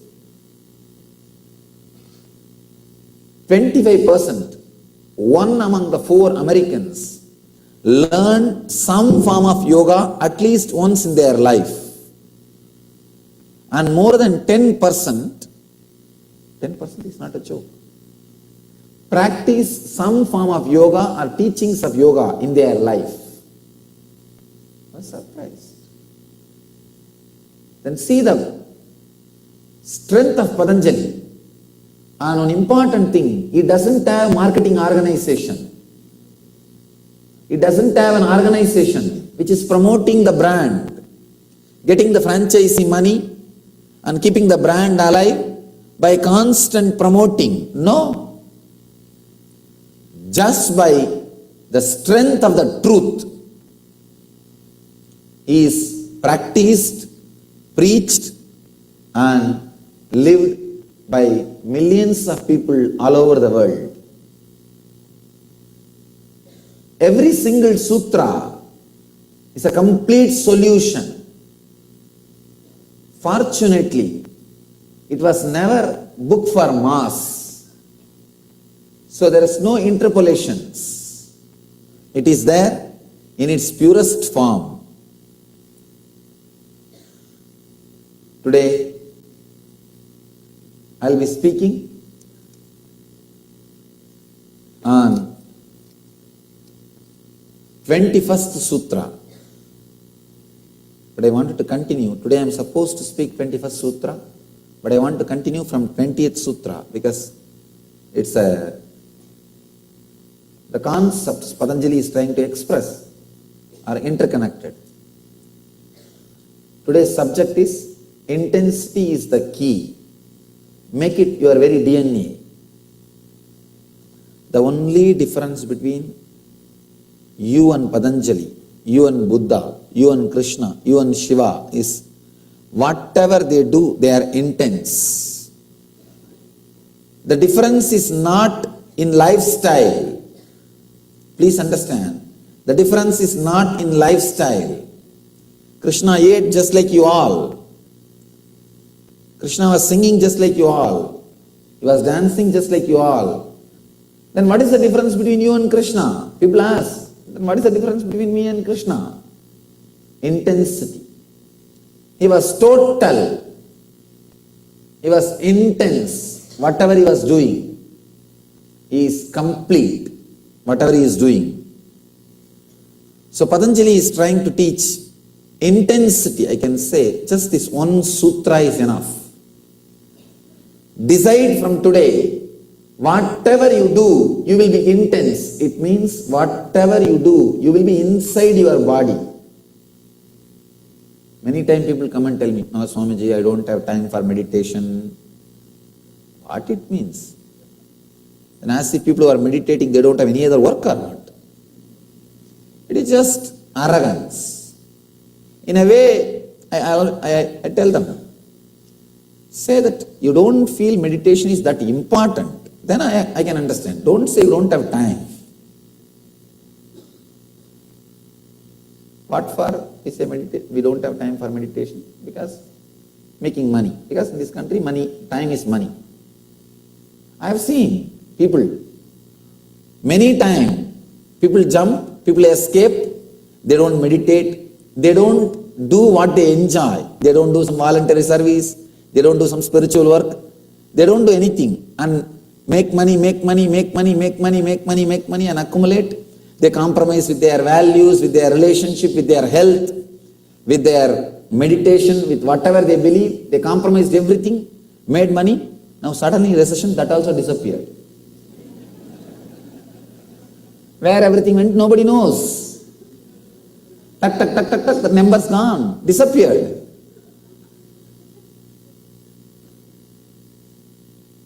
At least people enjoyed their life, meditated, did some spiritual service and lived happily. At least they have the satisfaction that they lived their life. People who tried to convert everything into money, now suddenly that is also gone. Nobody knows where it has gone. That's another one funny thing. Fictions being sold in fractions. Fictions are being sold in fractions continuously. And people have, all of them have put their money in that field where the fictions are being sold in fractions. And suddenly, it's not there. At least people who lived their life, who lived what they wanted, who lived the values which they wanted, now they have the satisfaction. They lived their life. People who compromised, they don't even have that satisfaction. Anyhow, whenever people come and tell me, Swamiji, I don't have time for meditation, I tell them, just do only one thing. Only one thing. Every day at least 1 hour you spend with your body. Brushing, cleaning, taking bath, dressing, at least 1 hour. I say minimum. That 1 hour decide, you will be with your body. When you are brushing, just be with your teeth. When you are taking shower, just be with your skin. When you are dressing, just be with your body. Just that 1 hour spend with you, that's all. Nothing else. That is enough. You will see so much of transformation will happen in your system. You may think it is too simple. But if you look inside your life, when you start brushing only, you will be sitting in your office and doing all your work. When you are taking bath, you will be cursing everybody in the life. You can see, those are the moments you don't live with you. You don't live with you. Just this 1 hour. That is what Patanjali means when he says intensity is the key. Just be intense in whatever you are doing. Suddenly, so much of transformation will happen. Living intensely, it's what I call living enlightenment. If you are sitting in the chair, feel very clearly, you are sitting. The chair is holding your weight. But you don't relax on the chair. Even now you can see, constantly you are holding yourself. Even though physically chair is holding your weight, you think you are holding yourself. You do not relax, even on the chair. You do not relax. You are not at ease with what is happening. Be intense with whatever is happening. When you are intense with whatever is happening, all your postures are yoga. Please understand. If you are intensely sitting, that sitting is a posture, asana. If you are intensely standing, the standing is asana. Whatever you do with intensity is asana. Asana is not adding movements to your life. It is adding life to your movements.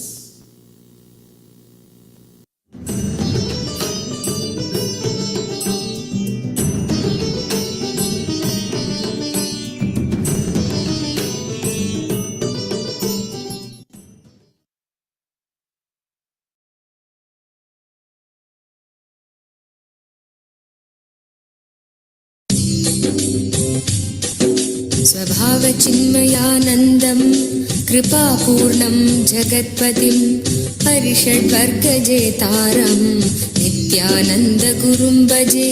स्वभावचिन्मयानन्दं कृपापूर्णं जगत्पतिं हरिषड्वर्गजेतारं नित्यानन्दगुरुं भजे। I'll repeat the sutra once more. As breath turns from down to up, and again as breath curves from up to down, through both these turns, realize whenever the incoming breath takes a turn, as outgoing breath, it is. And whenever the outgoing breath takes turn, becomes the incoming breath, again you experience the neutral space.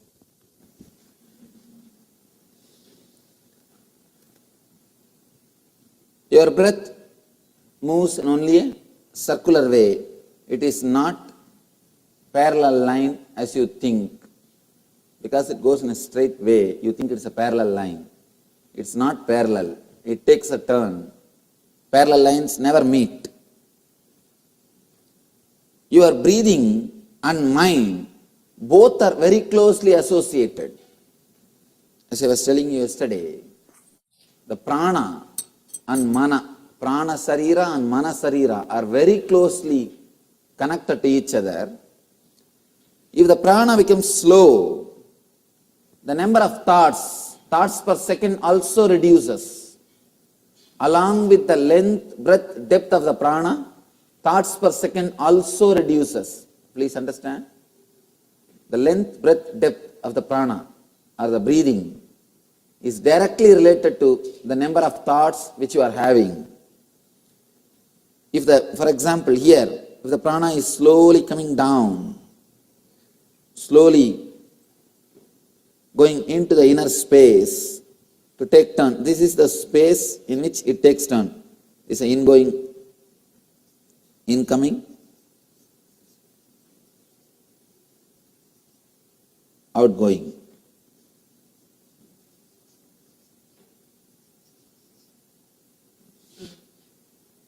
This is the prana.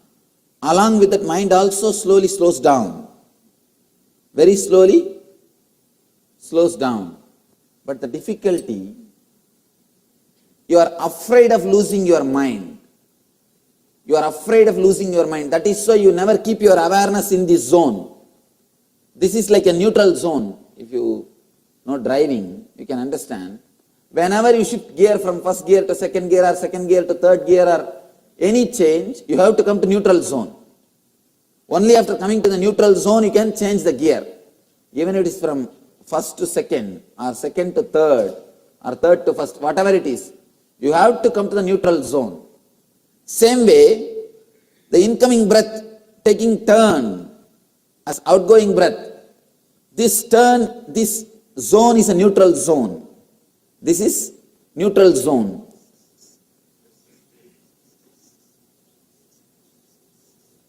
You are afraid of this neutral zone because in this neutral zone you are empty.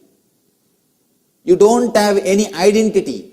The biggest fear human beings have is fear of losing identity. Fear of losing the identity. I tell you, even fear of losing death is not great fear, like fear of losing identity. Fear of losing death itself is nothing but you don't know how you will be after death. If you are very clear, you will be in some way, you don't have the fear. Here, you are not very clear about how you will be after death, how you will be after you leave the body. It is the identity, the fear of losing identity that is much worse than fear of death. Here, when you pass through this neutral zone, when your breath stops, your mind also stops. You do not want this space. That is why you just jump this space. You never keep your awareness. You are never aware of this space because you do not want to lose your identity. If your mind stops, you will not have identity for a few moments. You will lose your identity, and you always think you are only identity. You exist just only on identity.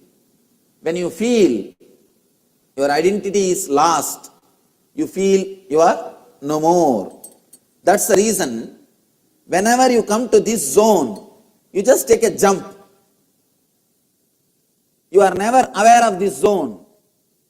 Every moment this zone is happening in you again and again. Whenever your incoming breath takes outgoing as outgoing, or outgoing takes as incoming, this is also neutral zone. But you are afraid of these two neutral zones. You just take a jump. You do not want to be aware of this space. Every moment, when the incoming breath takes as outgoing, outgoing takes as incoming, you are afraid of this neutral zone, because in neutral zone you don't exist. In neutral zone, your identity is lost. You do not want to be aware of losing your identity. You do not want to lose your identity. You are so obsessed with your identity. You are so caught. You are completely caught with your identity. You do not want to even remain for a moment, even for a kshana. You do not want to be without your identity. Constantly you are protecting your identity. But the big problem is your identity is completely social. It is not existential. It is just comparative reality. It is not existential reality. Whatever you think as your identity, your money, relationship, your age, your sex, whatever you call as your identity, it is just societal and suicidal. Societal and suicidal. It is not the existential reality. It is just comparative reality. But the big thing is, you are afraid of existential reality and trying to protect your comparative reality, but you think you are protecting something which is. It's a real fun actually. You are trying to protect which is not against which is. Which is your reality, that neutral space, that gap. Which is not is your comparative reality, your identity. You are trying to protect your identity against your reality. That is where you miss the whole game. That is why our life is a big failure. You are trying to protect which is not. You are trying to fight for which is not against which is. See, the light has got an existence. It has got positive existence. But darkness doesn't have positive existence. It exists only in a negative way. It doesn't have positive existence. You are trying to protect which doesn't have positive existence against which has got positive existence. In this space, in this zone, the neutral zone, the inner space or consciousness is the reality. It is a truth. It exists in you every moment. Every moment when your incoming breath takes turn as outgoing breath, or outgoing breath takes turn as incoming breath, you are in that neutral space. You are in that consciousness. But you neither wanted to experience nor feel comfortable with that zone. You are so caught up in your identity, especially with the Western culture. Surrender means death. Just by hearing the word surrender, people get frightened. But you don't know, you are trying to protect something which doesn't have basic existence. You see, all your identity is what your mind. This is what is your identity, the mind. This is breath.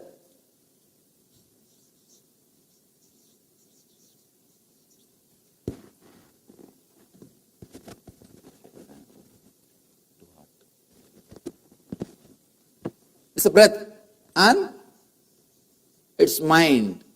Mind is nothing but your identity. Again here, outgoing breath, mind. This is the zone. Neither breath is happening nor the mind is working. This is the zone where both stop. When your breathing stops, when your mind stops, you experience the zone of consciousness. This is what I call neutral zone. The difficulty is, if your mind doesn't feel comfortable, if your identity doesn't feel comfortable, then naturally you just jump this zone. You do not want this zone in your life. Constantly you are trying to avoid God. Constantly you are trying to escape from God. Constantly you are trying to escape from consciousness. Please be very clear. Jesus says, knock and it shall be open. I tell you, he is knocking just open. Jesus says, knock and it shall be open. No, he is knocking. Every moment when your breath takes turn, he is knocking your door. All you need to do is you just open the door. You don't have to knock. He is already knocking. The main thing, you need to feel comfortable with that neutral zone. The more you feel comfortable, more you feel protected, more you feel secured with that neutral zone, you will start experiencing the neutral zone again and again. When you start experiencing the neutral zone, you will stay in consciousness. Yesterday, Shiva was giving us a technique to be a witness of only one neutral zone. Incoming breath becoming outgoing. Incoming breath taking turn as outgoing. He was speaking about only one neutral zone, because immediately you can't be aware of both the neutral zones. Only one you can start. Yesterday he started with first neutral zone. Now he goes deep. He goes deep. Now he says, be aware of both the neutral zones. Be aware of both the neutral zones. Let's enter into the technique and see how he is explaining. O Bhairavi, he starts with the word, beautiful word, O Bhairavi. This word should be understood. Yesterday he started, O Radiant One. Every day he gives new name. And we should understand, Shiva is not using a single word unnecessarily. Not even a single word from Shiva's mouth is unnecessary. Not even a single word can be edited. As I was telling you yesterday, when I wanted to speak on Brahma Sutra, I could edit Brahma Sutra. It was 555. I chose only 3 sloka, 3 sutra. When I wanted to speak on Yoga Sutra, it was again 555. I don't know what is to do with that number. But Yoga Sutra and Brahma Sutra both are 555. I chose only 10 or 11 sutras. When it came to Gita, it's 700. I chose only 120. But here, Shiva has given 112 slokas. I am not able to drop a single sloka. I couldn't drop a single sutra because every sutra is just overflowing with energy, overflowing with a meaning, and you can't say essence of Shiva Sutras is something less than Shiva Sutras.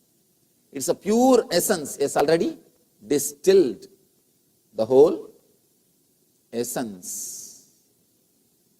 Is completely used his intelligence. What maximum can be done, Shiva himself did. Nothing more needs to be done. A small story. One multimillionaire goes to a New York City bank and says, I wanted $5,000 loan. The manager asks, give some guarantee, please give us some guarantee. The man said, please have the car key of my new Rolls Royce. He gave the car key. Manager took the car and safely parked in the underground parking. The man left. He went for Europe trip. After 1 month he came back. Straight he came to the bank and said, sir, I wanted to settle, wanted to give your money back. Manager said, yes, $5,000 and $15 interest. Man gave the check, took the car key. Manager asked, sir, when you are away, I checked with your accounts. I checked about your identity. I found you are a multimillionaire. Why did you take just $5,000 loan? What happened? He said, see, where else I can park my Rolls Royce for $15 1 month? Where else I can park my Rolls Royce for $15 1 month in New York? Be very clear. You don't. Where else you can learn much better way about spirituality than Shiva? He has done whatever can be done. Just like that person, just like that guy, Shiva has distilled the whole thing. Now nothing more needs to be done. He has given the essence. He starts with the word, oh Bhairavi. The word Bhairavi is a beautiful word. He says, Bhairavi means a person who has gone beyond Bhaya. There are many meanings. You can, in Sanskrit, you can give at least 25 meanings to a single word. Because it is poetic. It is not prose. The whole language is poetic. The whole language is poetic. You can give at least 25 meanings to a single word. Bhayaha ramyate means who can flirt with fear is Bhairava. Understand? Flirt with fear. Ramya means flirting. Bhaya means fear.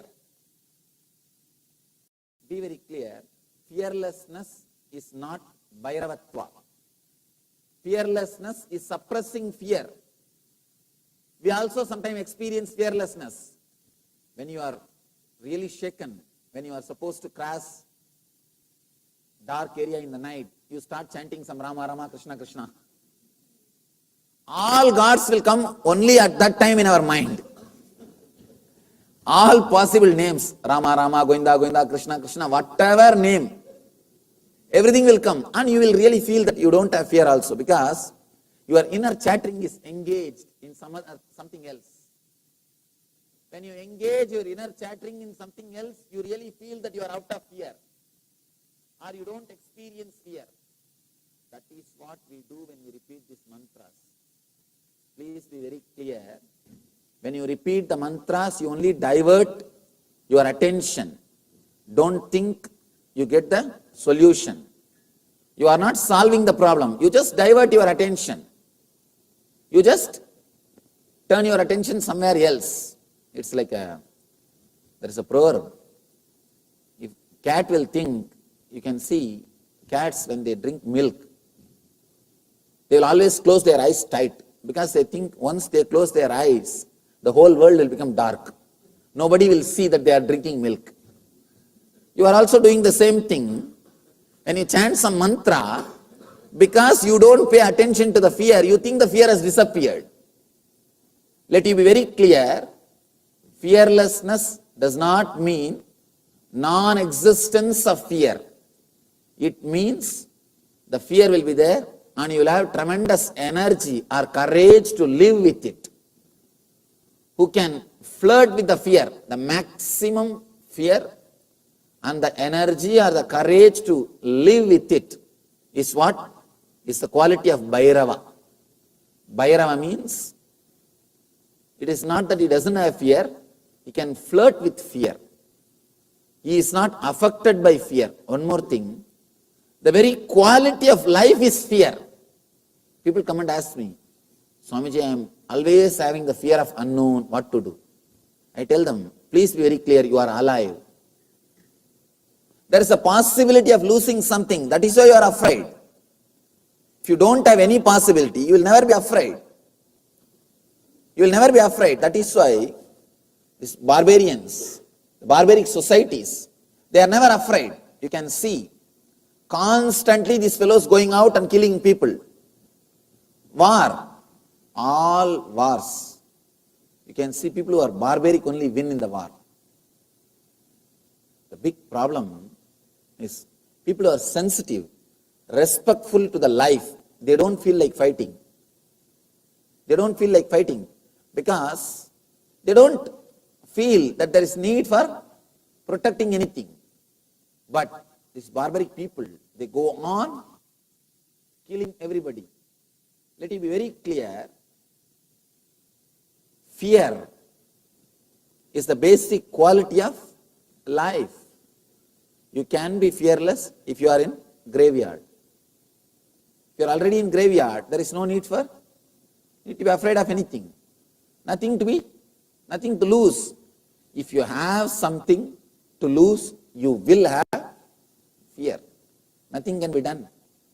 Nothing can be done. That is the quality of life itself. Here, Shiva says, Bhairavi, O Bhairavi, means, O energy, you can flirt with fear, who can have or go beyond. You are neither attached with fear or detached from fear. One more thing, if you are afraid of fears, if you are frightened about fears, again, don't think you are detached from fear. It's one more kind of attachment. All detachment is one more kind of attachment. The negative way of attachment is detachment. If you are afraid of fear, if you are frightened about fear, again, you are in fear.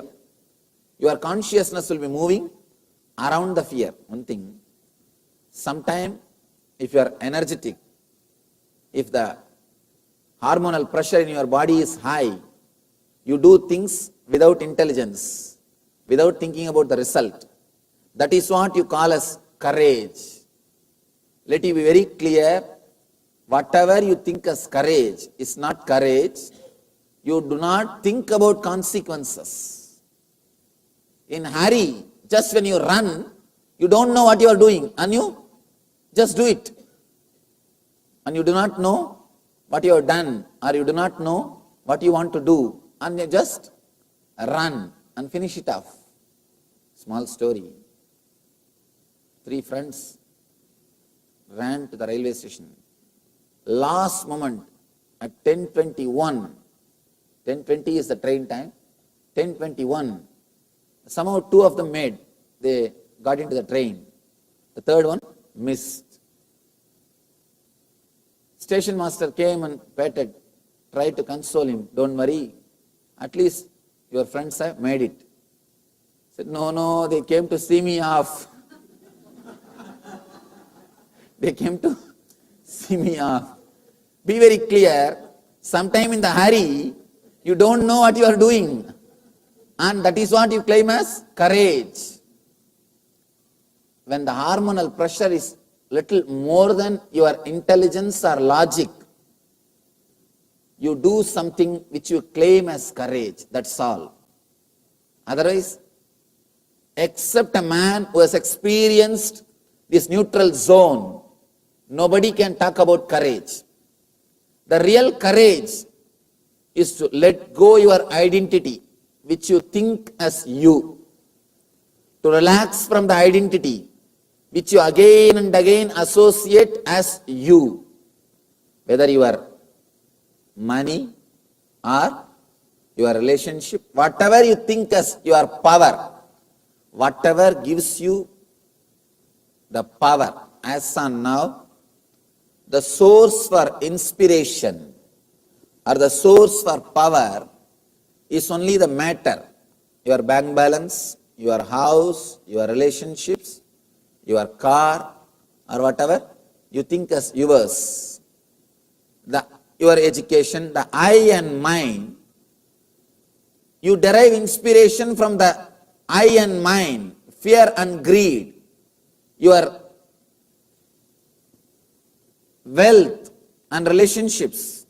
Let it be very clear, if you are deriving inspiration, if your fear and greed are your properties, your identity is the source of inspiration for you means, let it be very clear, you are not too far away from depression.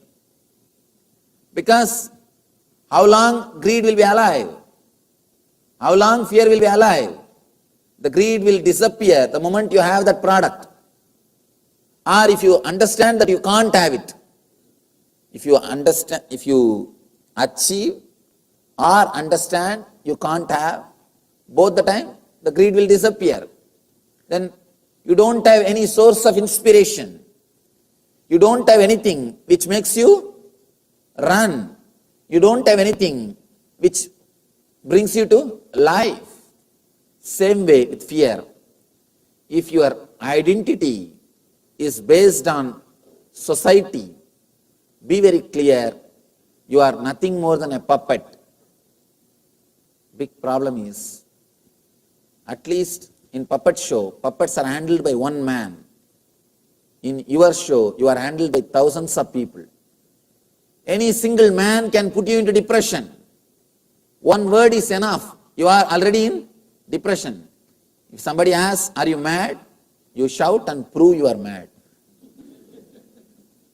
Somebody asks, are you mad? You shout and prove that, yes, I am. I always tell people, if you don't open your mouth, people may suspect you are a fool. If you open, you will confirm it. And if your identity is based on the outer world, you will not feel comfortable in that neutral zone.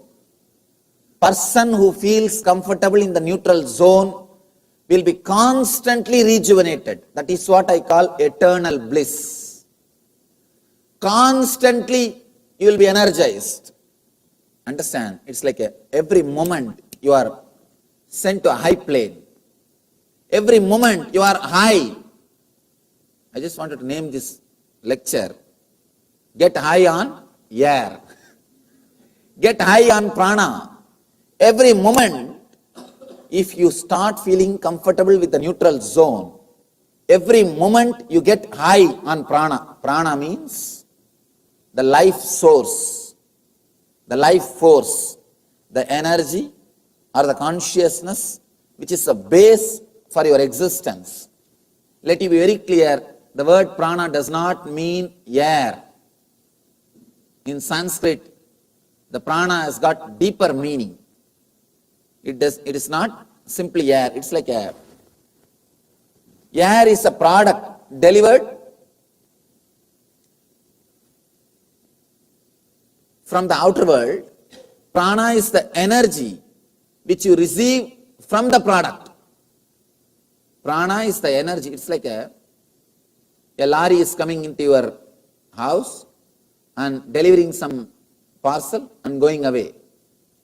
The lorry is air and the parcel is prana.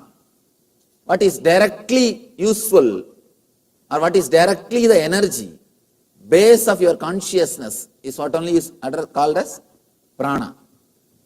If you can be comfortable in that neutral zone, be very clear, again and again you will be infused with energy, because that is the energy zone. That neutral zone is what I call Shiva consciousness, eternal consciousness, bliss space, Anandaganda, or whatever, Samadhi, Satori, whatever names you call, God, the neutral zone only is given different names. If you can be comfortable in that neutral zone, every moment, again and again, you will be rejuvenated, flooded with energy. In this lower neutral zone, when the incoming takes outgoing turn, you are flooded with energy. When the outgoing takes the turn of incoming, you are flooded with intelligence. Please understand, as I was telling you yesterday, incoming is life, outgoing is death. Incoming breath is life, outgoing breath is death. This is the lifeline and this is death. With the life, you are flooded with energy. With the death, you are flooded with intelligence. If you are unaware, you will miss the energy and miss the intelligence. Every death teaches you. Every death. One more thing, when I use the word death, I don't mean only the physical death.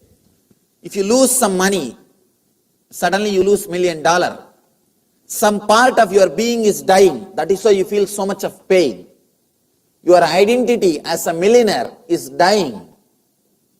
Same way, even if you don't have good relationship with your parents, if they die, suddenly you feel emptiness, the pain. I've always seen in India, as long as parents are alive, these guys will not even give little water. They won't take care of them.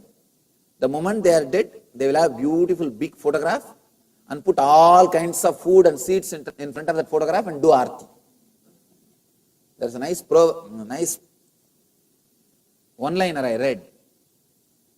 As long as the grandfather is alive, he lived only in the outhouse. The moment he is dead, he is allowed inside the house as a photograph. His photograph will stay in the main hall, but he has to stay in the outhouse.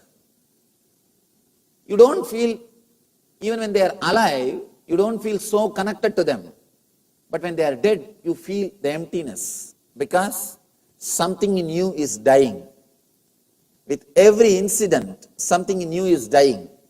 If you can be aware, if you are aware of that moment, you will receive intelligence. Every incident teaches you. Be very clear. Every incident in life teaches you something.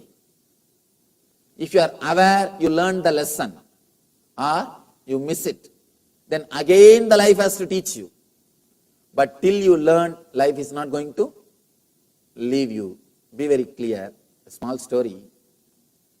A singer was trying to satisfy the audience. He started singing, maybe some Carnatic music. Something. After I finished, the whole group, all the audience, they shouted, once more, once more. Again he started. After he finished, again the audience shouted, once more, once more. He was on his peak. Oh God, people are enjoying. And it went on and on 5 times. Then he slowly started suspecting, what is happening? And after the 6th time, again people started shouting, once more, once more. He asked, why? You are all really enjoying this song. He said, no. Till you do properly, we are not going to leave you. Till you do at least once properly, we are not going to leave you. Be very clear. Till you learn the lesson, life is not going to leave you. If you are aware of the death and birth gap, you will be aware when you lose something, when life teaches you something. You will be awakened to intelligence. Let me explain once more. This technique does not mean you will only sit for half an hour and watch the breath incoming and outgoing, or outgoing taking turn into incoming. Please understand, it is not just half an hour technique. You will sit with eyes closed. You will observe the incoming breath, taking outgoing breath taking incoming breath. That is the way to start, but that is not the complete technique. When I say be aware of incoming breath taking turn as outgoing breath, and outgoing breath taking turn as incoming breath, I mean be aware when you are flooded with energy and intelligence. When you are given life, sometimes even a single desire can bring life to you. You can see you are lying in the bed the weekend. You don't feel like getting out of the bed. Suddenly you remember some friend, somebody's name, and you just wanted to meet him. A single thought, your whole body is alive. You are out of the bed. You just wanted to run. When you are flooded with energy, be aware. That is happening in this neutral zone only. Same way, when you are flooded with intelligence, when something is taken away from you, you are flooded with intelligence. If you are losing something, if something is lost, immediately you are given some message, some understanding about the life. Be aware when you are flooded with intelligence. This is intelligence neutral zone. This is energy neutral zone. When the birth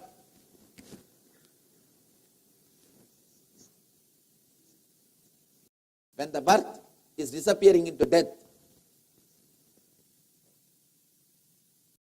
when the death is disappearing into birth, be very clear, you are flooded with intelligence, with energy and intelligence. If you can bring your awareness to these two zones, whole day you will be constantly flooded with energy. Yesterday Shiva was teaching us to be aware of energy. That is why yesterday I warned all of you, please do not create any strong thought or emotional attachment after that meditation, because you will be flooded with energy. Any thought which you create will become alive, and you do not have intelligence to use your viveka to analyze whether it is right or wrong for you. Now with this meditation, you don't have to control yourself. You will awaken the intelligence also when you watch both the gaps. When you are aware of both the gaps, you will be constantly flooded with energy and intelligence. If you go a little deep, you will understand one more important thing. Every moment you have thought and energy, 0 and 1. The whole binary system is based on this only. The whole binary system of 0 and 1, the thought and energy and thought and energy, the energy and thought, both are directly related. Actually, for a moment you will be flooded with Ichcha Shakti, the next moment you will be flooded with Kriya Shakti. One moment you are flooded with energy, next moment you are flooded with intelligence. Constantly, these two are playing the game. This is the game of Shiva and Shakti. This is the whole cosmos, matter and energy. Constantly in your inner space, Shiva and Shakti are dancing. The matter and energy are dancing.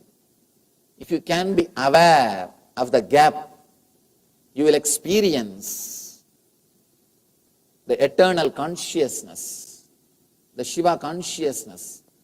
Ichcha and Kriya, both are dancing in your inner space. If you can be aware of the gap, you will achieve the Jnana Shakti. The Ichcha Shakti and Kriya Shakti, both of them are just dancing. The energy is enjoying itself. Energy is expressing itself in your inner space. If you can be little aware, if you can feel comfortable with the gap, suddenly you will see that Jnana Shakti is awakened in you. You need to understand two things from this technique. First thing, at least spend 21 minutes when you want to practice this technique. At least spend 21 minutes with yourself and be witness of both the gaps. As breath turns from down to up, and again as breath curves from up to down. Through both these turns, realize you are in neutral space. Through both these turns, realize the gap. Be aware of your inner consciousness. Through both this gap, just be witness of these two gaps and experience Shiva consciousness. This is the first thing. Next thing, people ask me, Swamiji, whole day, how can we do this breath watch? How can we practice this whole day? We won't be able to do whole day. If we are whole day sitting and watching the breath, who will give food? And really, especially in this country, the paying bills. Actually, in the immigration, I always go through this problem. In the immigration, they asked me,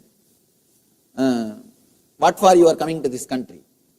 I said, to take meditation classes. And what you are doing? I said, I am running a non-profit organization. Who pays for your bills? I was shocked with that question. Who pays for my bills? Because we never think about all these things in India. And I said, I have a trust that takes care of me. And then immediately they said, oh, that's a nice life. Somebody else is paying for your food and stay. And somebody else is taking care of you. Actually, when I heard that conversation, first time I understood that is true. We never think about all these things in India. Paying bill and all these things doesn't have a big role in our consciousness. You meditate if you like, you don't if you don't like, that's all. But there's we don't think too much about who will pay bill, what is happening with the life. In that case, then I started recalling. In India, there are so many people who neither work nor earn, but they are all alive. And I also wanted to do little research. Who pays for their bills? And nobody pays because nobody gets any bill in India. Something comes and something says, and they eat something and they leave something. And really, when they asked me about this only, first time I started thinking, yes. And it's yes, you are supposed to work to live your life. And in India, we don't understand the concept. You can be alive without even thinking of going for a job.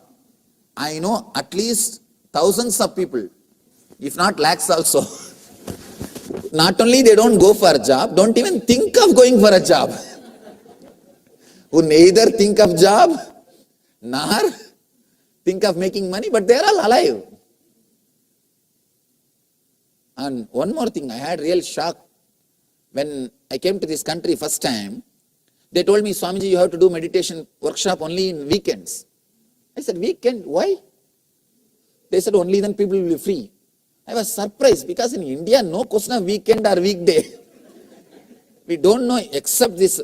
Now the cities which are getting westernized like Bangalore or Bombay, where the IT is becoming popular, except those one or two cities, we don't know the concept of weekend.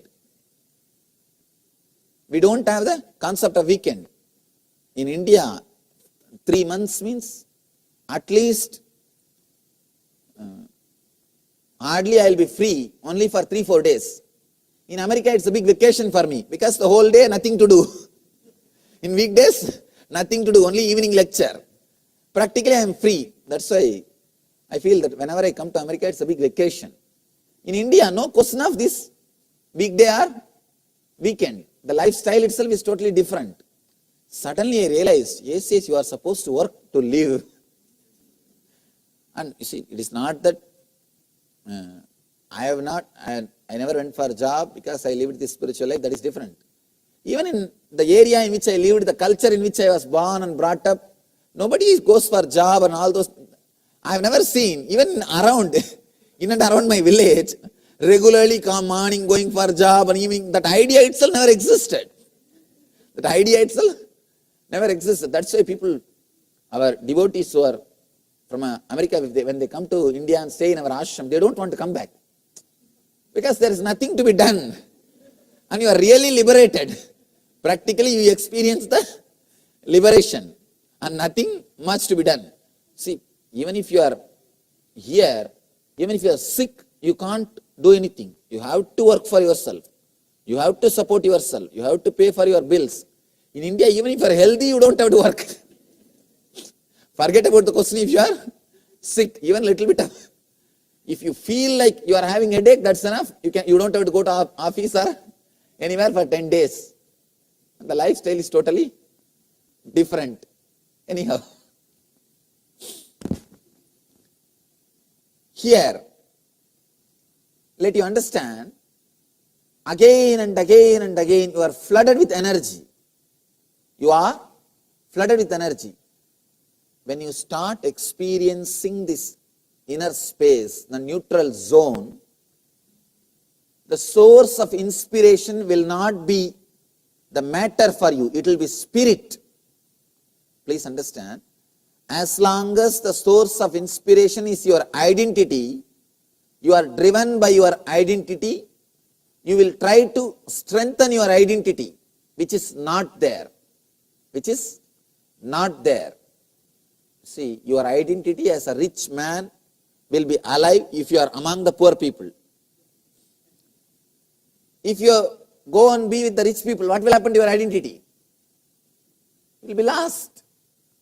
Your identity as a young man will be alive if you are with old people. If you are with old people, what will happen?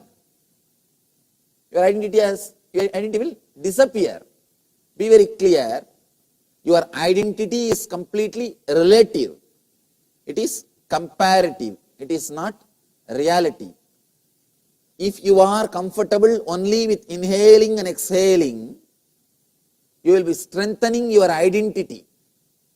Your inspiration source will be your identity, and you will be working to strengthen your identity. Means death to death.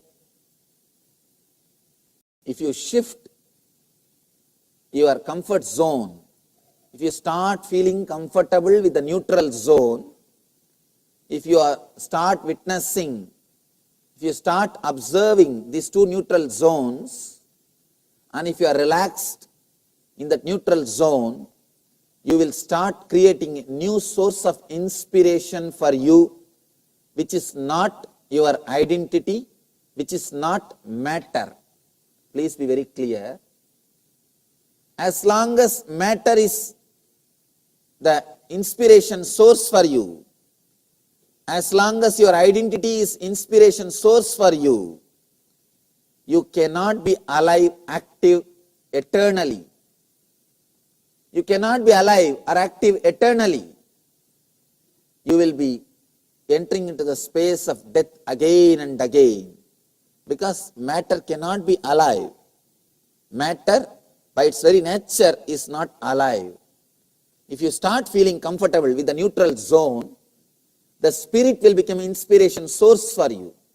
You will be driven. You will become active, alive again and again by the spirit, by the energy and intelligence. Energy and intelligence will become source for your life. Whenever you are flooded with energy, whenever you are flooded with intelligence, you will be able to receive it. You being flooded with intelligence and energy is what I call God consciousness, experiencing Shiva. Do not think experiencing Shiva means somewhere you will see a big god with a forehand and a snake and with a trident. That is not experiencing Shiva. Experiencing Shiva means you being flooded with energy and intelligence. Whenever you are flooded with energy and intelligence, be very clear, you are experiencing Shiva consciousness. You may be aware or unaware, but you are experiencing Shiva consciousness. First, as I told you, at least 21 minutes, try to practice this technique, watching both the gaps. Next, whole day, whenever you are flooded with energy, whenever you become alive, you can see when you get some thought related to greed, some desire, suddenly you will see that your whole body is alive. You are alive, you are overflowing, bubbling with energy. You just want to do that. Be aware of that moment. Just be witness of that moment. I tell you, if you can witness whenever you are flooded with energy, you can retain that same excitement, same energy without object. For example, suddenly you become alive when you remember your friend. You remember your friend, you wanted to go and see him or her. You become alive. You jump out of your bed. You can jump out of your bed. Be aware of that moment. Be aware what is happening in you. How that excitement is happening. How the energy is spreading. How you are being flooded with energy throughout the body. What is happening with your body and mind? Be alive. Be aware. You will see you are able to be in that same excitement, same high peak energy level without the object, without even that friend, without he or she. Then you are liberated from the object.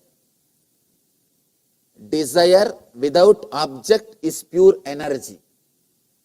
Energy directed towards object is desire. Desire and prana, they two are very closely connected. That is why whenever you are caught by lust or greed, your prana flow totally changes. Now, I am trying to help you to shift the whole consciousness of your prana. The source of inspiration for your prana should be the neutral space, not your identity. Person who is energized from the neutral space, he will be alive, active, vibrating, and blissful whole day. There is no need for anything else. There is nothing needed from outside to excite him. His very being is excitement. That is why you can see kids. Nothing much is necessary to excite them. Nothing much is necessary to excite them. They are alive. Constantly they are alive. Simple things are enough to excite them. Actually, you don't even need a simple thing. The same thing, if you give it through the other side, they will be excited. Instead of giving from right hand, if you give from left hand, they will be excited. That's all. Nothing much is necessary. That is why Shiva is called Asudosha. In Sanskrit, there is a beautiful word, Asudosha. Simple things can please him. Because he is in that consciousness. He is like a child, innocent energy. There is no need for big things to please him. With Vishnu, you need to take lot of things. See the Vishnu lifestyle? All diamond jewelries, and beautiful snake bed, and milky ocean, pretty lady pressing the feet. See the whole lifestyle. And all the dancers, heaven dancers dancing around. With Shiva, old bull, and only that valueless Rudrakshas, which has no commercial value, only sentimental value, no commercial value. See all his lifestyle. What are the ornaments? That snakes which nobody wants. And where is the place to live? The place of staying? Burial ground, where nobody wants to stay. See the whole lifestyle. Whatever society doesn't want, even a simple thing can please him. A simple thing can please him. The whole lifestyle of Shiva, that's why he is called Tyagaraja. He is called Tyagaraja, king of Sacrifice means it's not that he doesn't have. Even simple things are pleasing him. He is called asudosha. Nothing much is necessary. To please Shiva, all you need is just one bilva leaf and little bit of Ganga jal. That's all. Nothing else is necessary. But to do any other God's puja, you need so many items, so many things. With Shiva, nothing. See the cosmetics. Shiva's powder is only the Smasan Bhashma, which nobody touches. The place where he lives is burial ground. All these ghosts are the friends and servants. No celestial dancers, nothing. You can see even in the churning of the ocean, when these guys churned the ocean, the milk ocean, one side Devatas and one side Asuras, Rakshasas, they were churning the ocean. So many beautiful things came out. Panchajanya came, simply Vishnu picked up. And the Kalpavriksha means the tree which gives you whatever you want. Indra picked up. And the Kamadhenu came, Indrani picked up. And so many beautiful things came. Shamantaka came, Vishnu went and picked up. And the Vajrayuda came, Indra took it away. And all the Apsaras came. Indra said, come to my court. All these pretty things, beautiful things, when they came, all these fellows went and took away. When the poison came, all of them escaped. Nobody was there. Not even a single guy. Then Shiva has to come and rescue. Whatever is not necessary, whatever is not used by the society, Shiva accepts. He can be pleased even with a simple thing. Pure energy without object. Pure energy without object. Desire without object is energy. Energy directed towards some object is desire. When I wandered all over India, I always used to stay in burial grounds. Smashan is the place I'll stay. People ask me, why do you choose always Smashan to stay, Swamiji? I tell them two reasons. One, I don't have to reserve. I don't have to book. There is no need for reservation. Second thing, every village will have burial ground. Every village will have smashan. Third important thing, it will be really peaceful. According to my experience, only living people disturb others. Dead people never disturb anybody. According to my experience, only living people disturb others. Dead people never disturb others. These are the basic three reasons. I don't have to reserve. All village will have one smashan. An important reason, it will be peaceful and silent. There will be no disturbance. I think that's why Shiva also chose. Shiva is called Asudosha. Simple thing can please him. Nothing much is necessary. See the Vishnu's lifestyle? All Garuda, flight. And all best things. See Shiva's lifestyle? Old bull. Sometimes it moves and sometimes it will not move. If you go to Varanasi, you will see. They will not move. Simply nothing can be done. No traffic rule. Nothing. Simply they are the traffic police. And one more thing, you can't beat them. Another one problem. In Varanasi, you can't beat the bulls. Because they are Shiva's vehicle. It is Shiva's city. And nothing can be done. And straight away they will come and eat what you have in your hand. Nothing can be done. Varanasi is the real funny city. To look, not to enter. Anyhow, Shiva is called Asudosha. Easily pleased.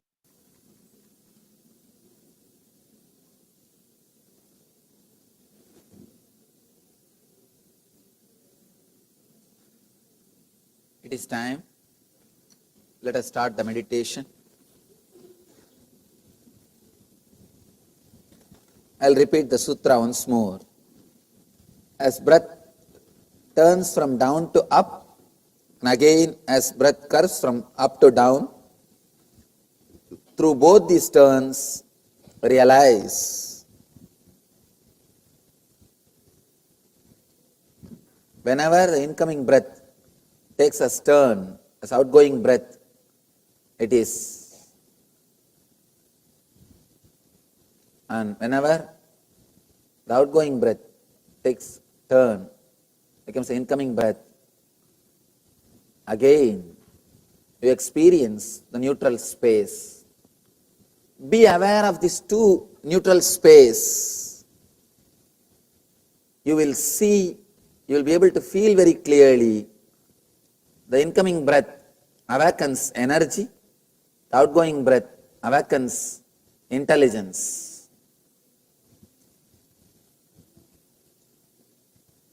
Of course, in a way, energy and intelligence are one and the same. Two sides of the same coin. To give you a little deeper explanation, energy, intelligence, love, bliss, all these things are one and the same. When the consciousness expresses through your head, it's intelligence. When it expresses through your heart, it is love. When it expresses through your being, it is energy. When it is there as it is, without moving, it is bliss. So all four are same phenomena, different names of same space. Now it is time, we'll work on the meditation technique. If you have intelligence without energy, it is curse, dangerous. Be very clear, it is curse. A small story. In a party, one guy goes near a lady and asks, "Please pardon me, but I am not able to resist noticing beautiful diamond in your finger. What is it?" She said, "Oh yes, you must have heard about this Culbertson diamond. It's very popular, but it comes with a curse." He asked, what curse? "Oh, that curse name is Mr. Culbertson."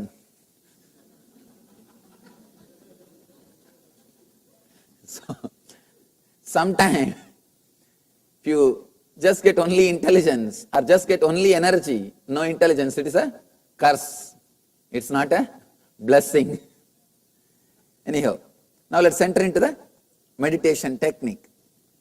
Please be aware, yesterday you were conscious or witnessing only one gap, one neutral space. Now you are going to be aware. Now you are going to be witnessing both the neutral spaces. When breath turns from down to up and curves from up to down. I'll guide you step by step. First I'll guide you to be aware of only incoming breath. Next, you will be aware of only outgoing breath. Third, you will be aware of only one turn. Then fourth, you will be aware of both the turns. Let's go step by step so that you will be able to completely touch the neutral space. You will feel completely comfortable with the neutral space. Decide very clearly, for next 10 minutes, I am dropping my identity. I'll feel comfortable without my identity. Be very clear. Your identity is the main reason why you take jump. Whenever you come near that neutral space, you do not relax into the neutral space. You just jump and go to the next step. You do not want the neutral space to last long. You do not want to be aware of that neutral space because you are afraid of losing your identity. It's a beautiful chance. God is knocking at your door. Please relax from your identity and experience the Shiva consciousness. And one more thing, tomorrow I am going to start the discourse at 7:30 itself. Tomorrow is the beautiful technique. Shiva is taking us step by step, deeper and deeper layers. Tomorrow is taking us to a different dimension, totally altogether different dimension Tomorrow is the third sutra. My main message for this whole trip, be unclutched. Tomorrow I will be speaking on that main theme for this whole spring tour. The main theme is be unclutched. So tomorrow I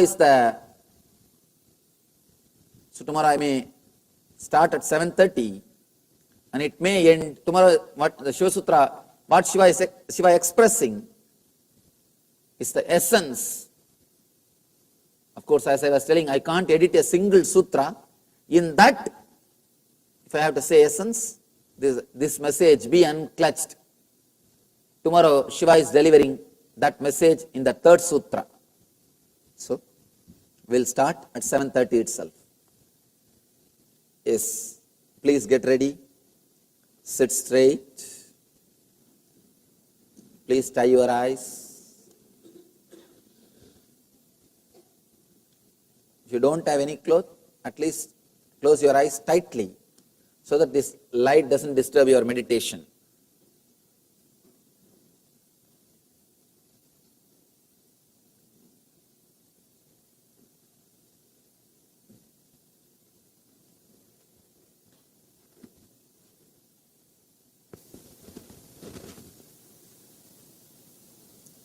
Inhale and exhale as slowly as possible, as deeply as possible.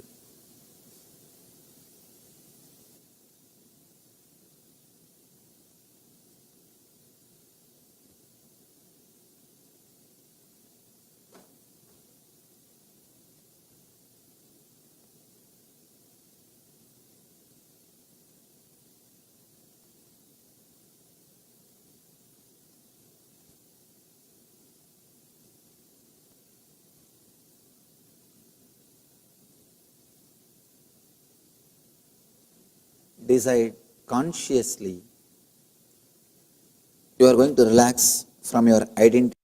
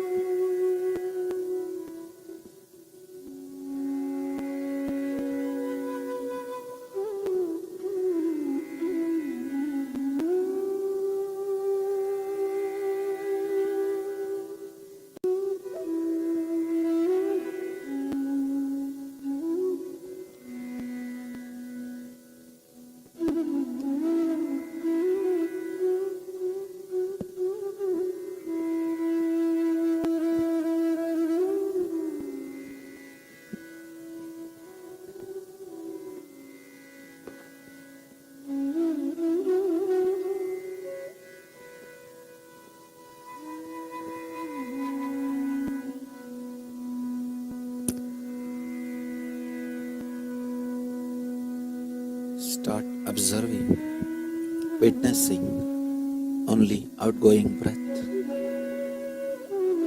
Forget about the incoming breath. Witness